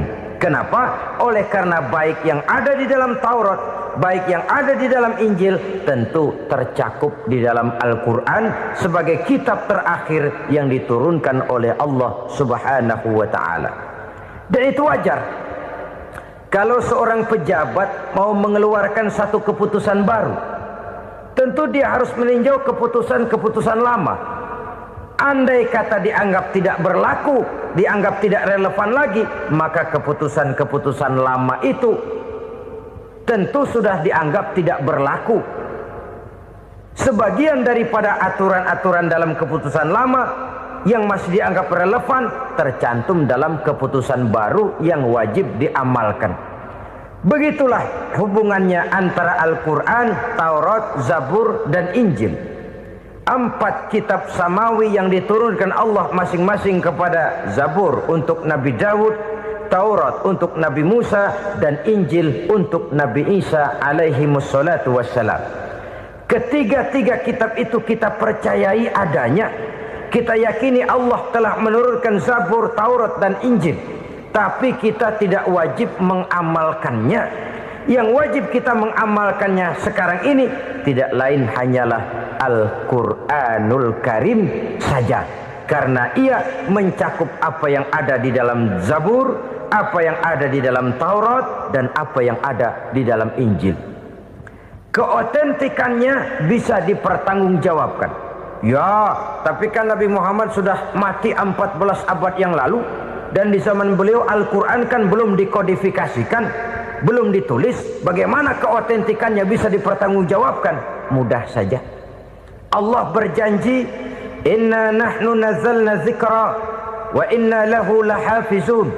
Kami yang menurunkan Al-Quran dan kami yang akan menjaga dan memeliharanya. Allah turunkan Quran, Allah menjaganya. Bagaimana cara Allah menjaga Al-Quran itu? Banyaknya orang-orang yang hafaz Al-Quran. Hafaz Al-Quran 30 juz, 114 surah, 6.666 ayat. Sehingga jangankan satu kata, jangankan satu ayat, satu kalimat saja berubah, sudah akan timbul reaksi dan mudah dimengerti. Kenapa? Banyak orang-orang yang hafaz Al-Quran. Sedangkan pada setiap akhir tahun biasanya malaikat Jibril selalu mengadakan checking terhadap ayat-ayat yang diturunkan pada waktu itu. Di zaman Nabi sendiri sudah ada usaha kodifikasi. Dan yang lebih luar biasa lagi, sampai hari ini tidak seorang pun mampu membuat satu ayat saja semacam Al-Quran. Ke bahasa manapun dia diterjemahkan, naskah aslinya tetap ikut. Rujukan dasarnya tetap ada. Berdasarkan itu, maka tidak mungkin terjadi penyelewengan terhadap atau pemalsuan terhadap ayat-ayat Al-Quranul Karim. Kesuciannya, keotentikannya, kemurniannya bisa dipertanggungjawabkan. Ma'asyiral muslimin rahimakumullah. Oleh karenanya, konsepsi dasar daripada ajaran Islam ini memang tidak lain adalah Al-Quran dan Sunnah. Isi daripada agama Islam yang merupakan iman, Islam dan ihsan, konsepsi dasarnya tidak lain adalah Al-Quran dan Sunnah Rasulullah Sallallahu Alaihi Wasallam. Maka yang kita perlukan sekarang ini adalah terjemahan Al-Quran di dalam kehidupan kita. Dengan demikian, maka gaya kehidupan yang lebih Qurani itulah yang kita dambakan. Kita perlu memang terjemahan Quran dalam bahasa Inggris, dalam bahasa Belanda, dalam bahasa Jepang, tapi yang lebih kita perlukan adalah terjemahan Quran di dalam kehidupan kita. Konsekuen, tidak memanipulasi, ringan sama kita jinjing, berat sama kita pikul. Jangan kalau lempengan ayat Quran tuh kira-kira enak diamalin, keras teriakan kita. Giliran kira-kira ayat Quran itu mukul kepala kita sendiri, diam kita. Itu ciri yang pernah disindir Allah dalam awal-awal Baqarah juga. Ciri beragamanya orang yang munafik. Kullama adha'a lahum masyawfih, kata Allah. Wa iza azlama alaihim qamu. Apabila terang mereka jalan, apabila gelap mereka berhenti. Artinya, kalau kira-kira di Islam nguntungin, rame-rame pada teriak Islam. Tapi ketika diminta untuk berjuang, ketika dituntut untuk berkorban, rame-rame mengundurkan diri. Nasib agama tidak ubahnya seperti daun pisang yang dikait orang di tepi jalan lantaran tak berpayung di ketika hari hujan. Manakala hujan usailah sudah, daun itu pun dicampakkan di tepi jalan, diinjak pula orang nan lalu.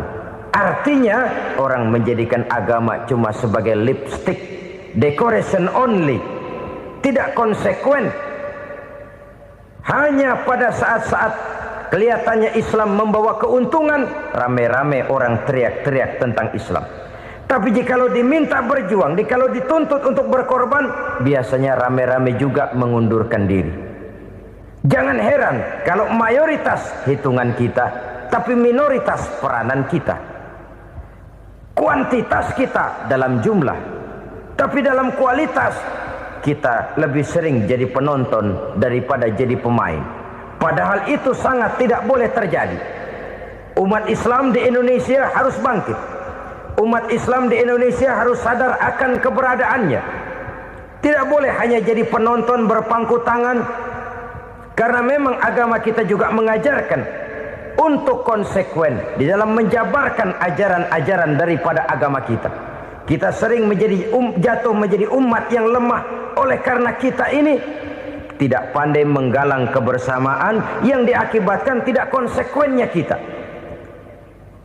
Diistilahkan bahwa umat Islam di dalam menggalang kebersamaannya itu harus seperti orang main sepak bola.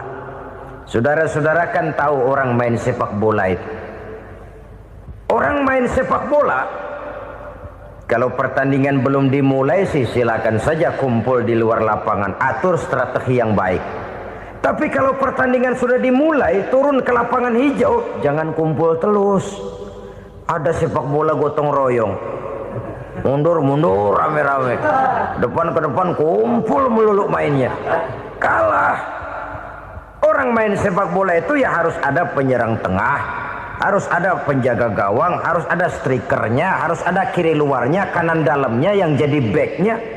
Posisi boleh bermacam-macam, tapi yang penting saling ngoper untuk menggolkan gawang lawan.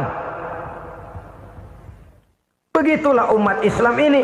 Boleh ada yang jadi pejabat, boleh ada yang jadi pengusaha, boleh ada yang jadi petani, silakan ada yang jadi seniman, ada yang jadi penyair, ada yang jadi artis sekalipun.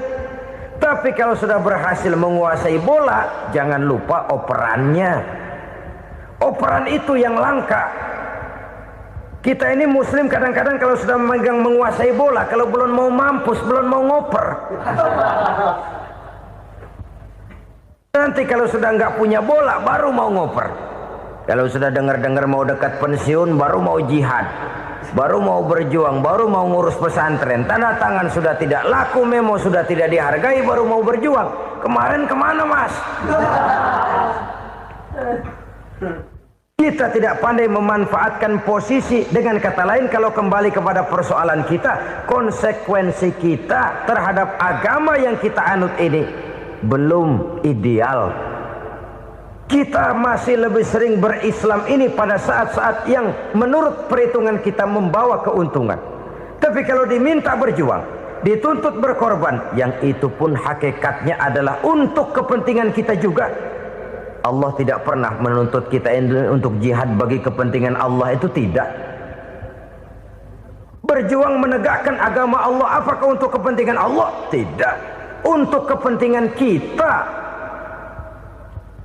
Sebab nilai-nilai jihad itu pada akhirnya akan membawa kita kepada satu kebahagiaan. Setidaknya kalau tidak di dunia, tentu di akhirat sebagai syahid. Oleh karena itu, pada bagian akhir ini saya ingin mengajak, marilah kita konsekuen. Sekali kita berkitabkan Al-Quranul Karim, mari dia kita jadikan pedoman. Jangan cuma kita jadikan sebagai penghias dinding, pelengkap rumah, bahwa di rumah kita ada Al-Quran, tapi yang baca kecoa. Habis pada bolong tuh Quran. Yang penting kan punya Quran. Ditaruh di pintu rumah. Biar apa? Biar kuntilanak kagak masuk katanya. Ya apa itu nasib Quran, cuma kerjanya jaga pintu, ngusir kuntilanak, ngusir memedi. Bagaimana kita hidup menurut tuntunan Al-Quran? Kadang-kadang tidak pernah menjadi masalah bagi kita. Maka bagaimanakah Al-Quran akan mungkin membawa keberkahan dalam hidup kalau ajarannya kita injak-injak dalam keseharian kita? Mewujudkan gaya hidup yang lebih Qurani, itulah yang akan kita rintis di dalam kehidupan kita. Bertahap, step by step, menurut kemampuan yang ada pada kita. Jika jalan ini tidak bisa kita selesaikan, percayalah akan ada generasi penerus yang akan melanjutkan usaha dan cita-cita mulia itu. Jadi percaya kepada Taurat, percaya kepada Injil, sekadar percaya Allah dahulunya sudah menurunkan itu, tapi kita tidak wajib mengamalkannya. Kenapa? Generasi Injil masa berlakunya sudah kedaluarsa. Taurat masa berlakunya sudah kedaluarsa. Injil pernah berlaku untuk orang Nasrani di zaman Nabi Isa. Taurat pernah berlaku untuk orang Yahudi di zaman Nabi Musa.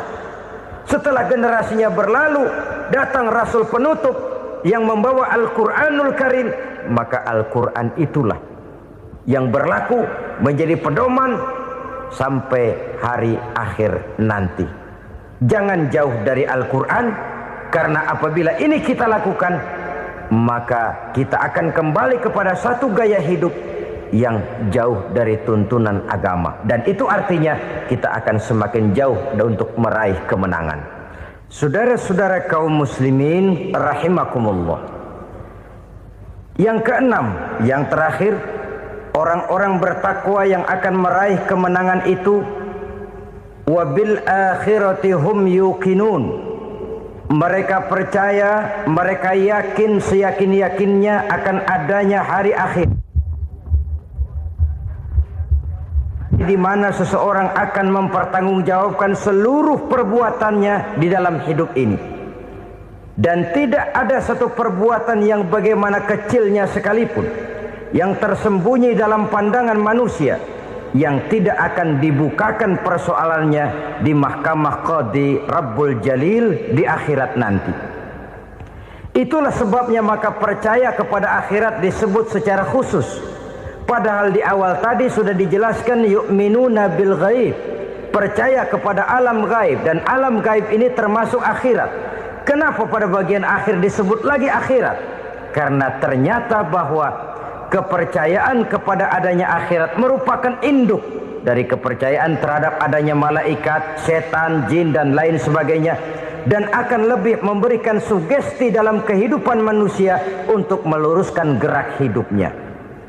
Jikalau satu saat tergerak hati akan berbuat kejahatan, ingin mencuri, sadarlah, awas ada akhirat. Sebab kalau kita cuma teriak awas ada polisi, itu cuma tertunda sementara, begitu polisi meleng embat. Kalau kita ingin berbuat jahat cuma berteriak awas ada hansip, cuma sementara ketika hansip itu ada. Tapi kalau ceritanya awas ada akhirat, mau menyeleweng awas ada akhirat, mau berjudi awas ada akhirat, mau mencuri awas ada akhirat. Keyakinan yang akan meluruskan gerak hidup manusia sehingga gerak itu jadi lebih terarah dan terkontrol, tidak merugikan baik diri sendiri, lebih-lebih orang lain. Ternyata bahwa kepercayaan kepadanya adanya hari akhirat sanggup menjadi sumber daya kontrol dari kehidupan manusia, sehingga ia tidak terjebak dalam perbuatan maksiat dan munkarat. Saudara-saudara kaum muslimin, inilah saja yang kita bicarakan pada pertemuan kali ini. Semoga Allah subhanahu wa ta'ala memberikan kekuatan zahir dan batin kepada kita untuk dapat meraih kemenangan dengan beriman kepada yang gaib, mendirikan solat, membelanjakan sebagian dari rezeki yang diberikan Allah, percaya kepada Al-Quran, beriman kepada kitab-kitab yang diturunkan sebelum Al-Quran, lalu meyakini adanya hari akhirat. Terima kasih atas segala perhatian, mohon maaf atas segala kekurangan. Usikum wa nafsi bitaqwallah. Wassalamualaikum warahmatullahi wabarakatuh. Waalaikumsalam.